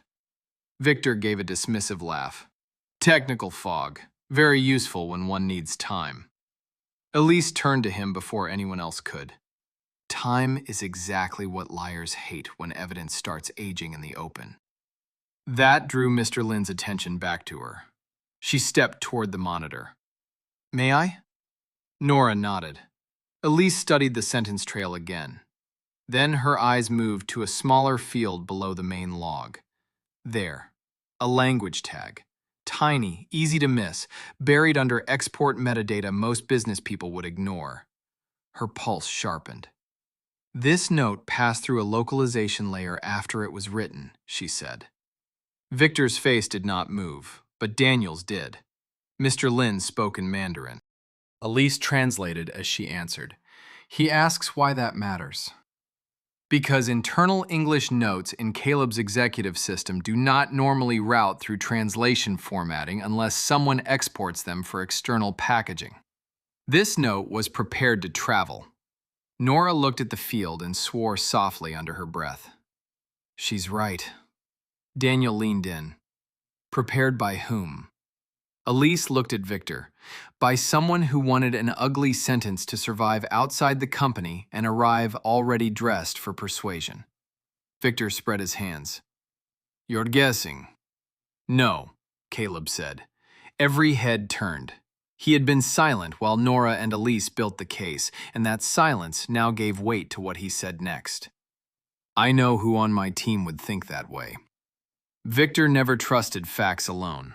He always wanted them sharpened for effect. Victor's eyes flashed. "You have no proof." Caleb took one step toward him. "I have years of watching you turn every conflict into theater the moment plain truth stops serving you." Mr. Lin's counsel, a woman in dark frames who had not spoken yet, finally entered the conversation. "Mr. Hale, were you or were you not removed from Mr. Wynn's transaction team after a financial irregularity was discovered during transit?" Victor hesitated. Tiny, brief, fatal. Daniel noticed it too. "I believe," Daniel said coolly, "that question deserves a direct answer." Victor looked around the room and realized, perhaps for the first time that morning, that the floor had shifted under him. He was no longer standing in the space of amused scandal. He was standing in a narrowing lane of facts. "Yes," he said at last. "I was temporarily removed while Mr. Wynn overreacted to a conversation taken out of context." Elise did not let him recover. "In Cantonese," she said, "you described hidden payments through Northgate. You named Grant Mercer. You explained how Mr. Wynn would sign before he noticed. Which part was out of context?" Victor snapped toward her. "You had no right to listen." There it was. Not denial, not confusion. Just entitlement, naked, stupid, and public. The room felt it. Mr. Lynn sat back slowly. Daniel's mouth went flat. Nora stopped typing. Even Caleb, who had been braced for impact all morning, looked at Victor with something colder than anger now. Final judgment, perhaps. Elise's voice remained level. "You discuss theft in a language you assume no one around you understood. The problem is not that I listened. The problem is that you thought class would protect you from consequences." Victor realized his mistake the same second everyone else did. He tried to backtrack. "That is not what I meant." Mr. Lynn raised one hand. Silence fell instantly. Then he spoke to Daniel in Mandarin, too quickly for most people in the room to follow. Elise could. And what Mr. Lynn said made the blood in her hands go cold. She turned slowly toward Caleb. "There's another document," she said. "Mr. Lynn says their side received a sealed addendum this morning, one they did not open because Victor told them to wait until you were all in the room together." The sealed addendum was brought to the table in a plain gray envelope. Mr. Lynn did not touch it at first. He let it sit there between the delegations like a live wire. Victor stood 2 seats away, trying very hard to look annoyed rather than trapped. Daniel had gone quiet again, which was when he was most dangerous. Nora remained by the monitor, tablet in hand, still chasing the metadata fracture that might pull the forged note apart completely. Elise could feel the room holding its breath. Mr. Lynn spoke in Mandarin. She translated at once. "He says Mr. Hale advised them not to open this until both sides were present because it contained clarifying commercial protection language that would reassure everyone once misunderstandings were resolved." Victor gave a light, mocking sigh. "That is exactly what I said." Caleb looked at him with open contempt now. "Then you won't mind it being opened." Mr. Lynn slid a letter opener across the table. Not to Caleb, not to Nora, to Elise. That choice was not accidental.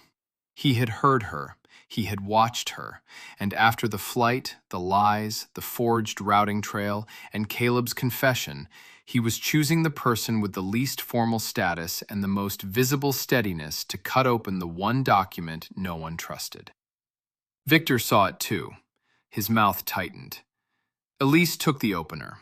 The handle felt cool and light in her fingers. Paper gave way with a soft tear, too small a sound for the weight it carried. She drew out the contents. 3 stapled pages, bilingual, English and Mandarin, with a French schedule attached behind them. The smell of fresh ink rose faintly from the sheets. She read the header once and felt a chill run down her back. "What is it?" Caleb asked. Elise did not answer immediately. She scanned the first paragraph again, this time slower, then the attached schedule. The structure was elegant. Too elegant. A side instrument, drafted as a protective clarification, but in reality it would activate a consulting trigger tied to delivery milestones that had been redefined elsewhere. On paper, it looked like reassurance. In practice, it opened the same hidden corridor Victor had tried to build through Northgate, only cleaner, better disguised, and meant to survive scrutiny. She looked up. "It's the theft," she said quietly, just folded smaller. The room sharpened around those words. Mr. Lin asked for the explanation in Mandarin. Elise gave it line by line. This addendum pretends to cap exposure from delay disputes, she translated, but it creates an automatic advisory fee release once a logistics threshold is declared. The threshold language points back to the altered delivery definitions Mr. Hale and Mr. Mercer were already manipulating. Nora crossed the room fast and took the pages. Her eyes flew over them. "Damn it," she whispered. "He's right. This would have survived first-pass legal review because it looks defensive." Daniel stepped closer. "How much money?" Nora's jaw tightened. "Enough to matter.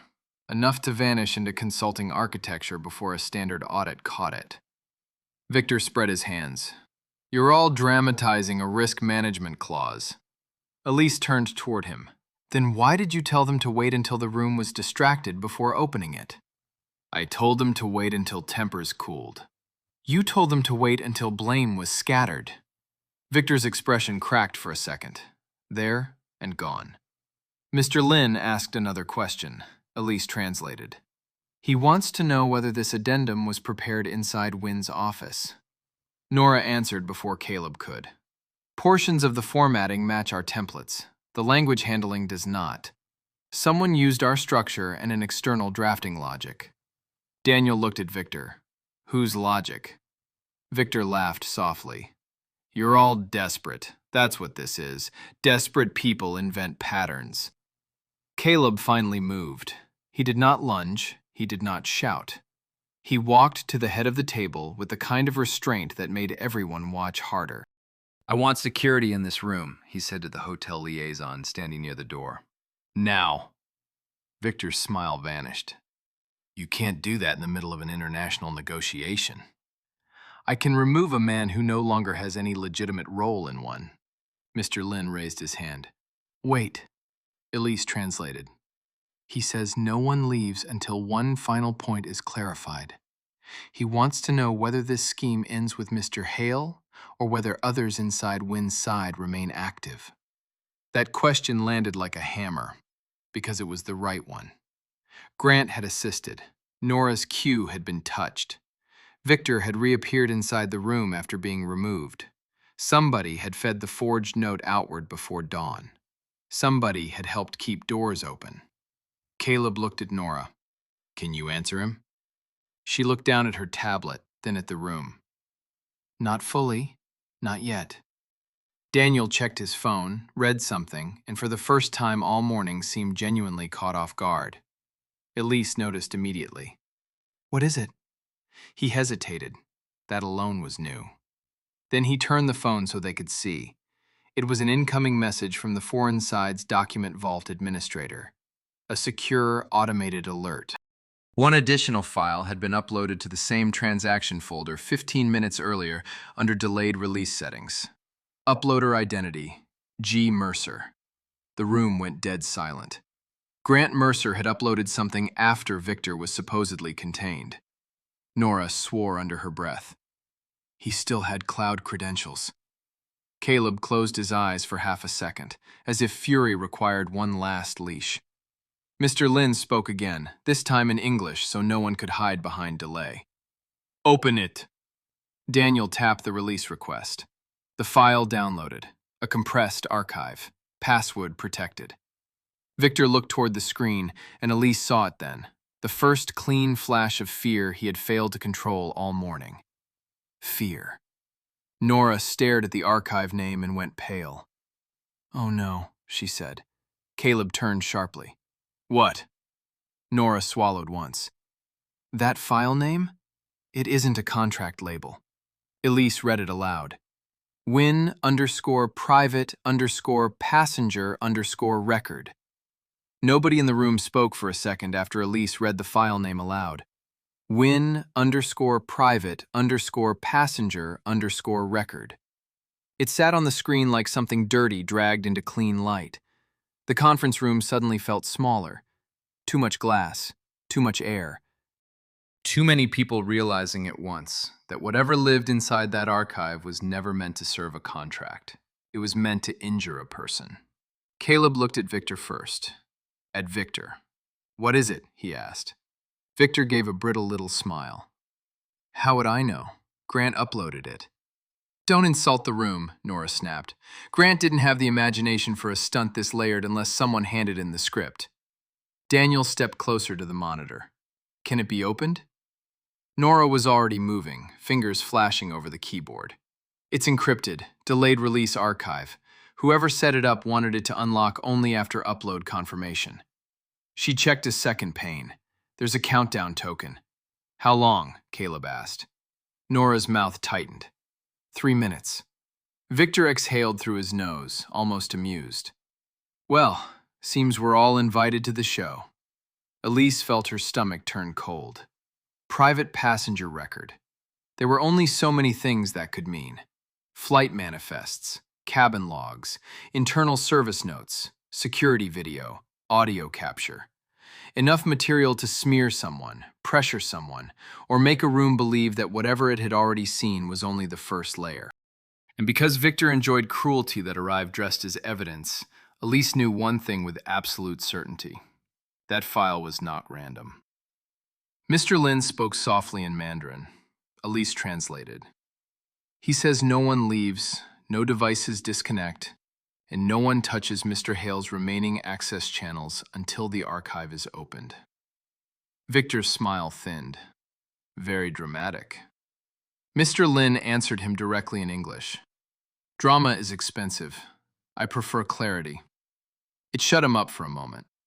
The final seconds on the countdown began ticking in the corner of the screen. 2 minutes, 43 seconds. 2 minutes, 42. A tiny digital clock, almost stupidly ordinary, measuring the distance between rumor and damage. Elise became aware of every small sound around her.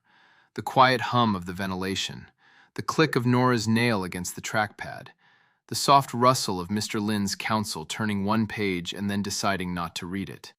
The blood in her ears.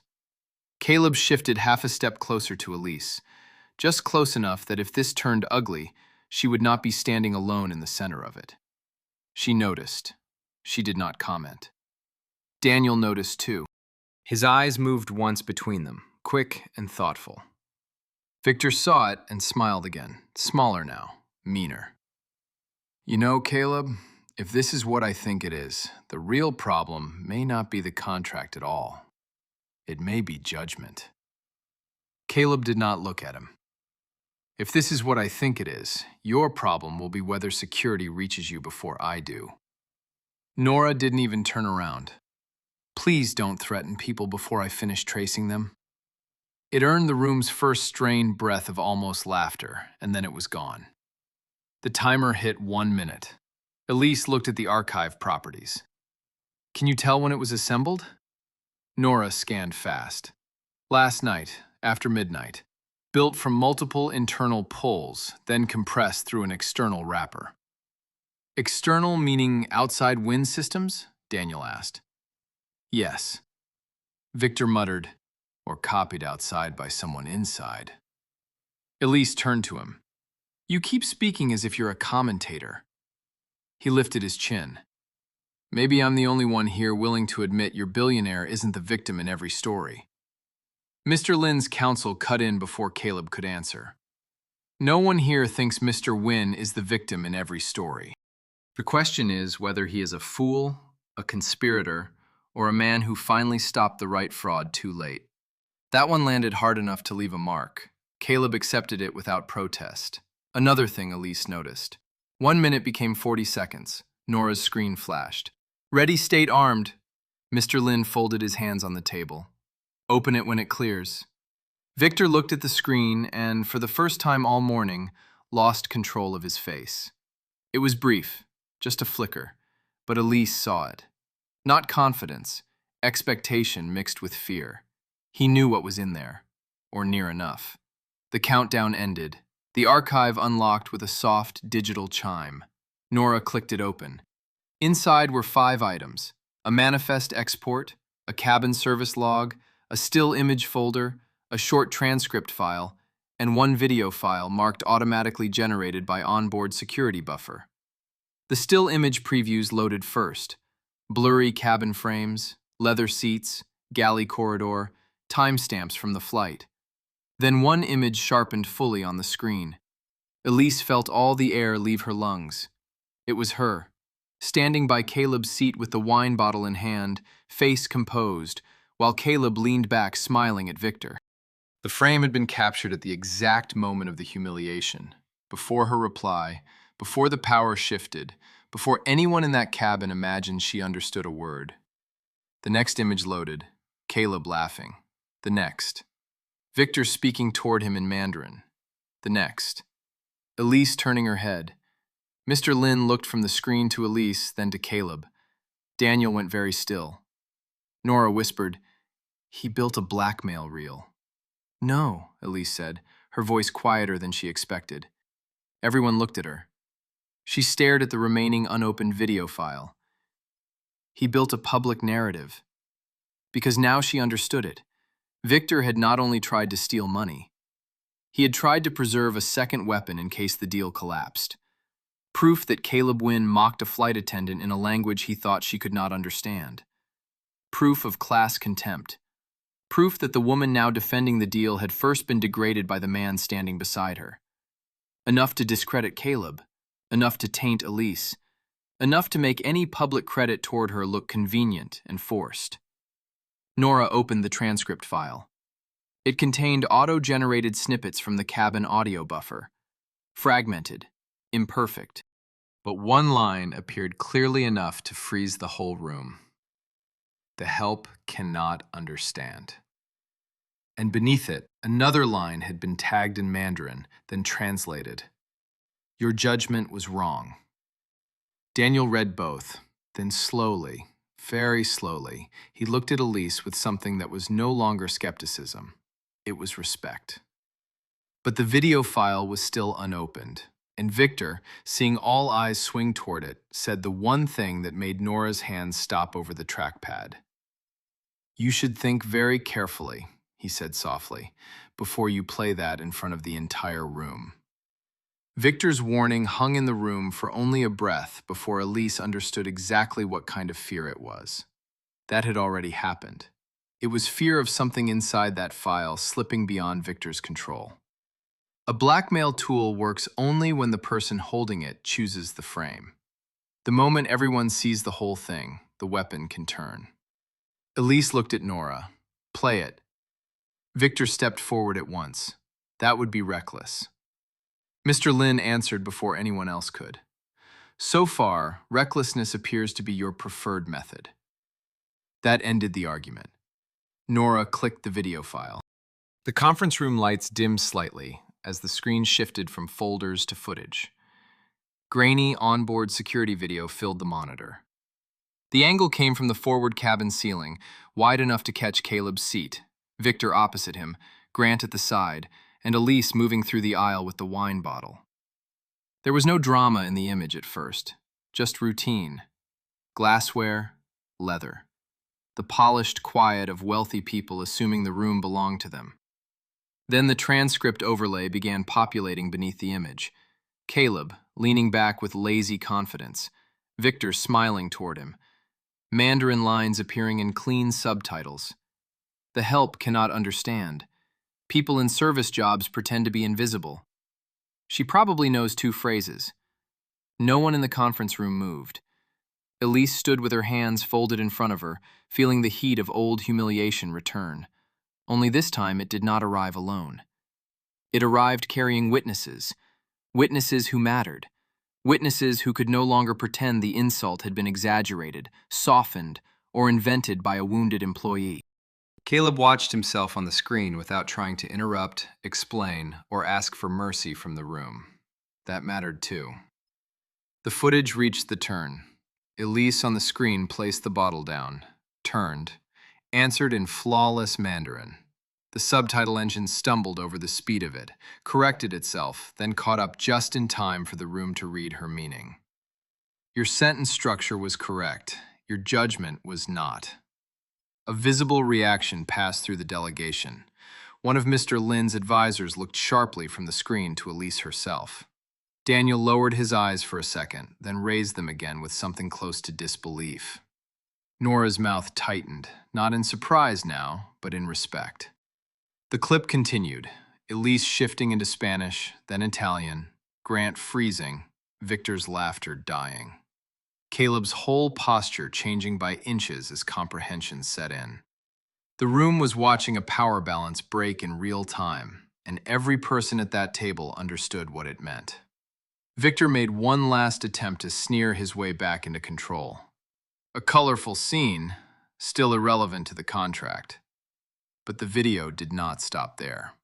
Nora frowned. This segment is longer than the preview images suggested. The onboard buffer had captured more than the staged humiliation. The file rolled past the first confrontation, through turbulence, and into the rear galley corridor. A side angle appeared now, one Victor clearly had not expected to be preserved. It showed him stepping into the back lounge during the rough air, phone to his ear, body turned away from the cabin.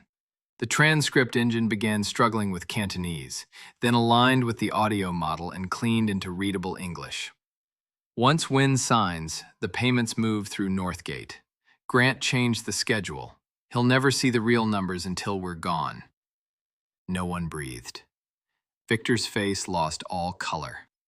Grant was not in the room to collapse this time, but his ghost might as well have been sitting in his chair.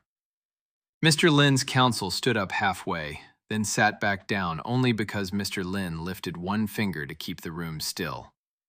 Daniel's expression had gone flat and hard. He was no longer evaluating probabilities. He was watching confirmed fraud walk itself into the light. The video kept moving. Victor on the phone again, lower now, thinking the noise of the engines hid him. Referring to an addendum, referring to delayed opening, referring to the passenger file as insurance if the money path failed. Elise felt Caleb turn toward Victor beside her, but she kept her eyes on the screen. The line that broke whatever was left of Victor's posture came. If the translator girl becomes a problem, use the jet footage. Wynn will look like a bully and she'll look like a grudge wrapped in lipstick. The silence after that was vicious. Even Victor did not try to speak over it. Mr. Lynn stood. When he spoke, his voice was quiet enough that everyone had to lean in to hear. And Elise translated because now there was no question in the room that she was the one most capable of carrying meaning cleanly from one side to the other. He says the commercial matter is suspended for 1 hour, she translated. During that hour, Mr. Hale is to be removed. The archive is to be copied under joint supervision, and Caleb Wynn is to decide whether he wants to salvage a partnership or merely survive a scandal. Mr. Lynn looked directly at Caleb, then at Elise. He said one final sentence in Mandarin. Elise translated it slowly. He says, when the hour is over, he wants the woman on the screen, not the men who failed around her, to explain whether this deal can still be trusted at all. And every eye in the room turned to Elise. Victor's warning only confirmed what Elise had already understood. If the video had been harmless to him, he would have begged for it to play. Men like Victor never fear truth. They fear context. Nora's hand stayed on the trackpad, but she looked to Mr. Lynn before touching anything else. The older man sat with his fingers folded, his expression unreadable. Around him, advisors murmured in low Mandarin, papers shifting softly, pens tapping once and then going still. The room smelled faintly of coffee gone stale and printer heat from the monitor station. Mr. Lynn spoke at last. Elise translated. He says the footage has already established character. He wants to know whether the rest of the file establishes intent. Nora nodded once and opened the still image folder deeper instead of pressing play on the video. There may be enough without turning this into a spectacle. Victor gave a short laugh. How noble! Caleb did not even look at him. Security. 2 hotel security officers stepped through the doorway at once, followed by a third from the hall. The sight of them changed Victor's posture. Not by much, just enough. His shoulders drew tighter, his chin lifted too high. The body always tells the truth first. Mr. Lynn's counsel pointed toward him. He does not leave the room, and he does not touch another device. Victor spread his hands. You're treating me like a criminal. Nora answered while scrolling through the archive. No, we're treating you like a man who built one too many backup plans. A new set of files opened, exported snippets from internal service logs and passenger notes. Elise felt her stomach tighten when she saw her own employee ID referenced in the margin tags. Cabin assignments, beverage service times, seating map overlays, ordinary operational data, except it had been grouped with the footage and transcript in a way that made the intention plain.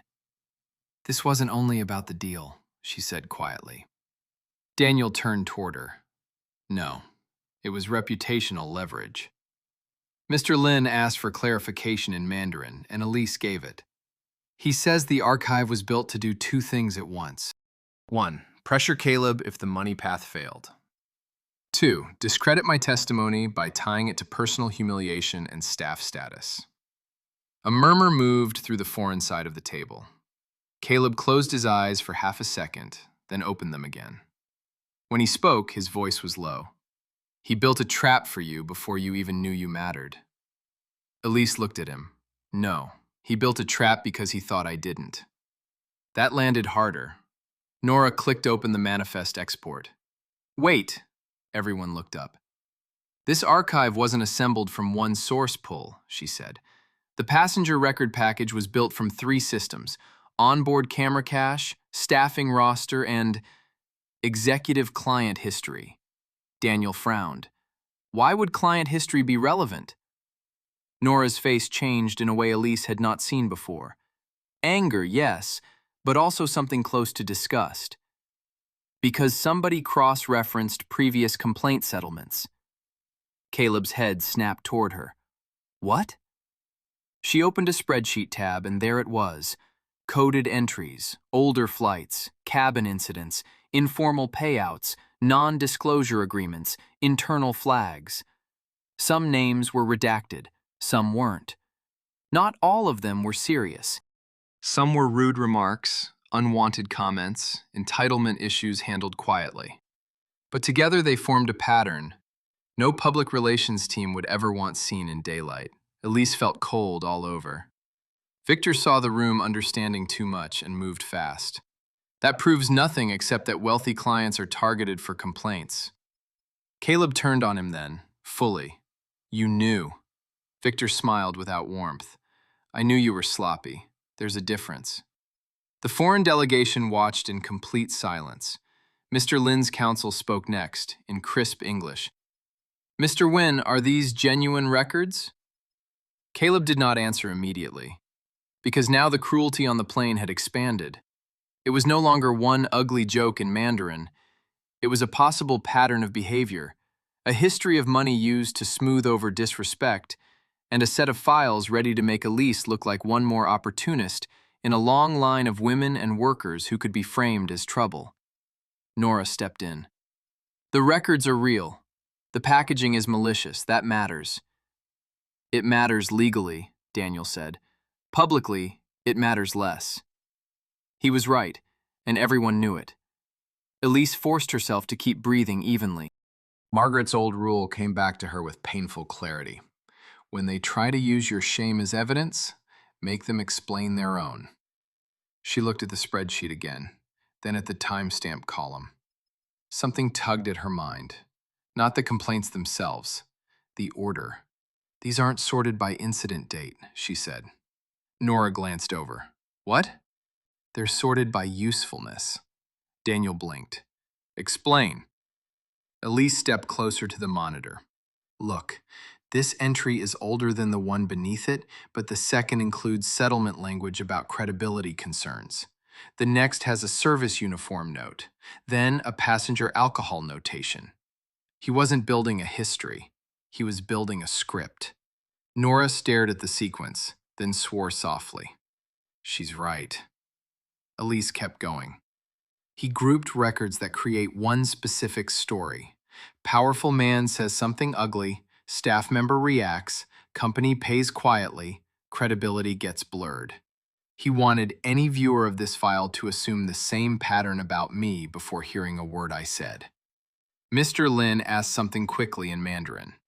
Elise translated with a steadier voice than she felt. He asks whether that means the file was prepared not only to blackmail Caleb, but to pre-damage the person most likely to expose the fraud. Yes, Elise said before anyone else could. That is exactly what it means. Victor stopped pretending then. His mouth flattened, his eyes hardened. And if it does, you think outrage changes markets? Men like Caleb survive because stories pass, money stays. That's how the world works. Caleb took a step toward him, and this time the security officers moved in faster. But it was Daniel who interrupted the collision. There's one more file path, he said, pointing to the lower corner of the archive window. Hidden child directory. It wasn't in the top-level list. Nora froze, then expanded the collapsed path. A sixth item appeared. Not video, not transcript. An outgoing draft email, unsent, saved locally before upload. Recipient field, press_distribution_group. Subject line, Billionaire shames multilingual flight attendant aboard private jet. And beneath it, in the preview pane, the first line had already been written. By noon, the world will know what kind of man Caleb Wynn really is. The draft email sat on the screen like a loaded weapon with the safety off. By noon, the world will know what kind of man Caleb Wynn really is. Nobody needed the rest of the message to understand the plan. Victor had meant to steal the money if he could, ruin Caleb if he had to, and drag Elise through the same mud on the way out so that truth would arrive sounding like gossip. Mr. Lin closed the folder in front of him and looked at her again. You have 1 hour, he said in English this time, slow and exact. Tell me whether this partnership can still be built on anything that will survive contact with daylight. The room stayed still. Elise felt every face on her, and for the first time since boarding the plane, the weight of it felt like responsibility. That was heavier. Victor gave a brittle laugh. You're asking a flight attendant whether a multinational agreement should live or die. Elise turned toward him fully. No.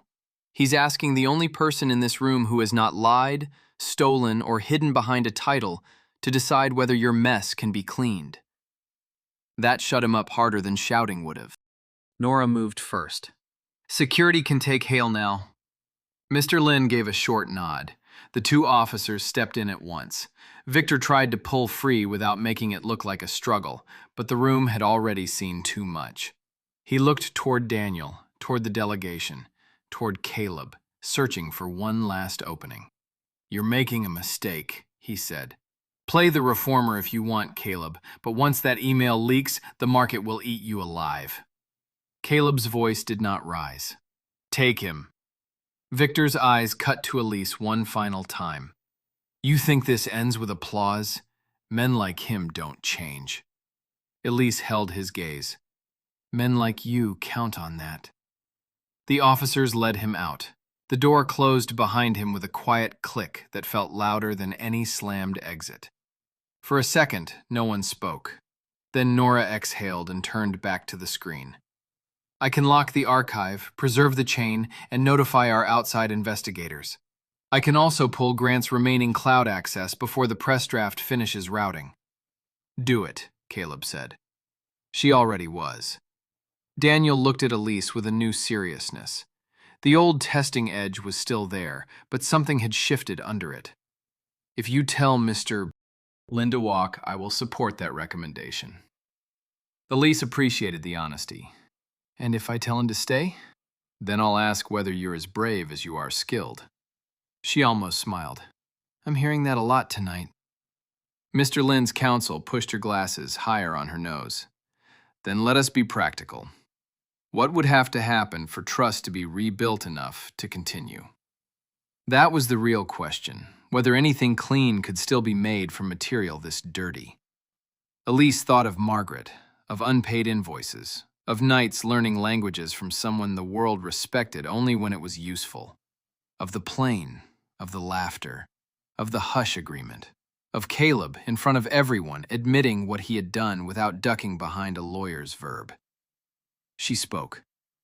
First, she said, all draft authority connected to Victor Hale and Grant Mercer is void. Void.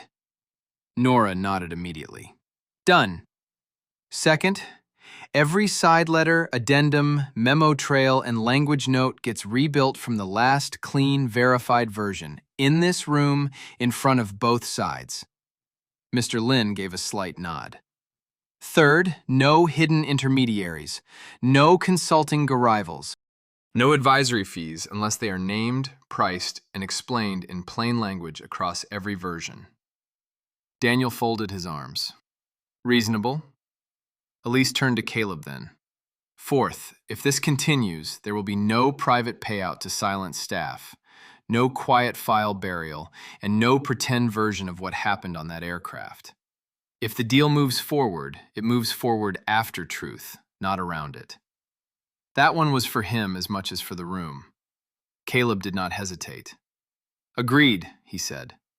She held his eyes for one beat longer, making sure he understood the cost. She turned back to Mr. Lin. Fifth, and most important, if you stay, you do not stay because his company is powerful. You stay only if his conduct from this hour forward proves stronger than the conduct that brought us here. The room went quiet again. It was the silence people keep when something honest has been said and nobody can improve it by rushing. Mr. Lin spoke softly to his advisors in Mandarin. Elise did not translate immediately. She listened first, carefully, because meaning matters most when people think they are not yet being carried across. She looked up. He says the structure is acceptable, she said. But there is one condition. Caleb's jaw tightened. Name it. Mr. Lin answered directly. For the remainder of this negotiation, Elise translated, he does not want Caleb's in-house team leading the language review. He wants the woman Caleb insulted to sit at the center of the table and conduct the line-by-line clearance herself. A visible change passed through the room. One analyst from Caleb's side looked offended. Nora looked relieved. Daniel looked impressed. And Caleb did something Elise had not expected. He walked to the head of the long polished table, took the chair reserved for him, and without sitting down, pulled it back. He looked at Elise in front of everyone who had laughed at her, doubted her, tested her, or planned to use her. This seat, he said, voice steady, should have been yours the moment we realized who had actually understood the room. Every eye turned to her again, and Elise had to decide, in full view of them all, whether she would take it. For one suspended second, Elise only looked at the chair, the head of the table, the seat built for signatures, status, and the kind of confidence money usually mistook for wisdom. 12 hours earlier, she had been the woman pouring a drink beside that same man's elbow while he mocked her in a language he thought would keep her small. Now the room was waiting to see whether she would step into the center of the mess he and Victor had made. She did. Not quickly, not timidly. She set her folder down, moved to the chair Caleb had pulled back, and took the seat as if it were a correction long overdue. No one laughed. Mr. Lin folded his hands. Daniel sat down again, eyes sharp and quiet. Nora shifted to Elise's right with the live system logs open. Caleb remained standing for one breath longer, then took the seat to her left, no longer at the head, no longer pretending that position and judgment were the same thing. All right, Elise said. We start from the last clean draft and rebuild every clause in daylight. The next hour changed the deal. She led the room through every poisoned phrase Victor had buried, every softened liability trap, every side payment disguised as consulting protection, every elegant little lie meant to survive first reading. Nora pulled the real metadata. Daniel checked language weight on the opposing side. Mr. Lin's counsel tested every revision. Caleb answered when a fact was his to answer, and stayed quiet when it was not. Twice, Elise stopped the room from drifting into performance. Once, when Caleb tried to apologize again in the middle of a delivery clause, she tapped the page and said, "Later, this sentence first." And later, when one of Caleb's own analysts attempted to defend an ambiguous logistics phrase with corporate jargon, Elise stripped it down into plain English, then into Mandarin, then into French, until the nonsense had nowhere left to hide. By the time they reached the final pages, the agreement looked nothing like the one Victor had tried to sell them. It was leaner, sharper, cleaner. Every advisory fee named, every liability path mirrored, every trigger defined in human language rather than legal fog. When she finished the last review, Elise slid the marked copy across to Mr. Lin. He read in silence for several minutes. The whole room waited with the strange stillness that only comes after a storm has spent itself, but before anyone trusts the air. The monitor hummed softly. Somewhere beyond the glass walls, a cart rolled down the corridor. Caleb sat very still beside her, hands folded, face unreadable except for the fact that he was no longer trying to own the moment. At last, Mr. Lin signed. Then his counsel signed. Then Daniel. Nora placed the internal acknowledgement beside them. Caleb did not reach for his pen immediately. He looked at Elise. "Do you believe this version is honest?" he asked. It was not a performance for the room.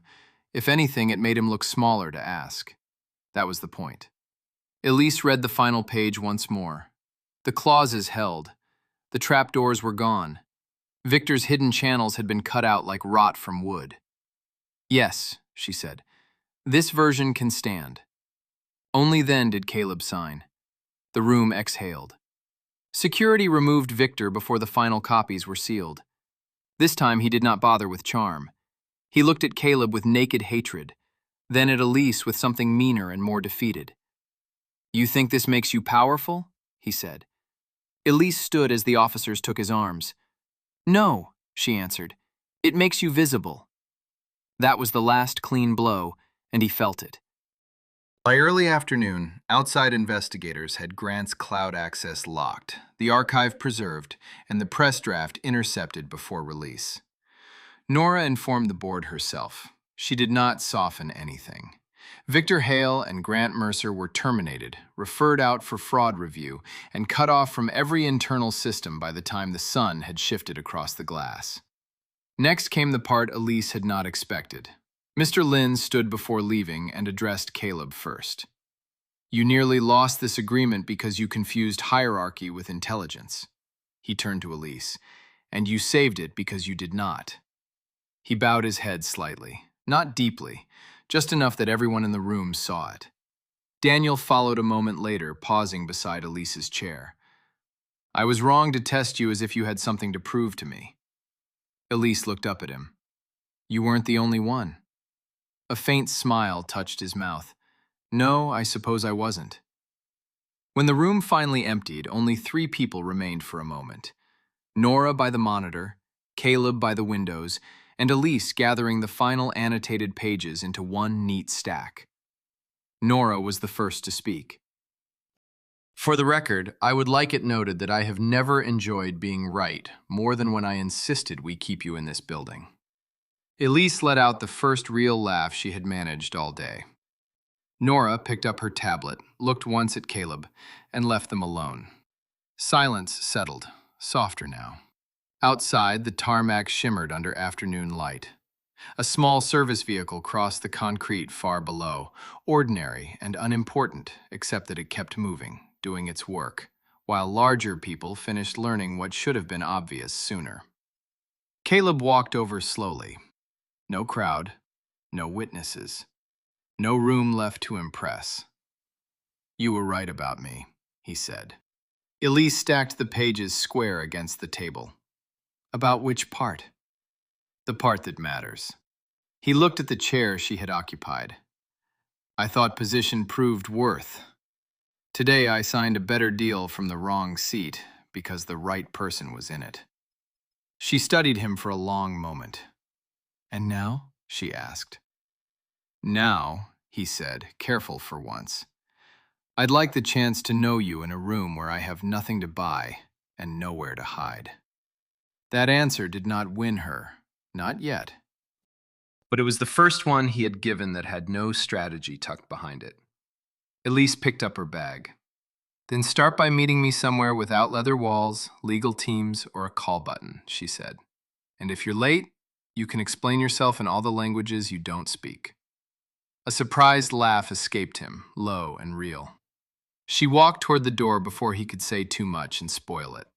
On the polished table behind her, the signed pages lay under the afternoon light with her notes still in the margins, the ink dark and unashamed. By evening, the room would be cleaned, the glasses taken away, the chairs pushed back into perfect lines. But one seat had shifted before the witnesses, and after that, everyone who entered would know it could be moved. In the corridor, Elise passed a housekeeping cart stacked with fresh linen. The air smelled faintly of soap and paper and coffee gone cold. Ordinary things, honest things. She stepped into the elevator with the same steady hand she had carried onto the plane, and this time when the doors closed, the silence felt like something she owned.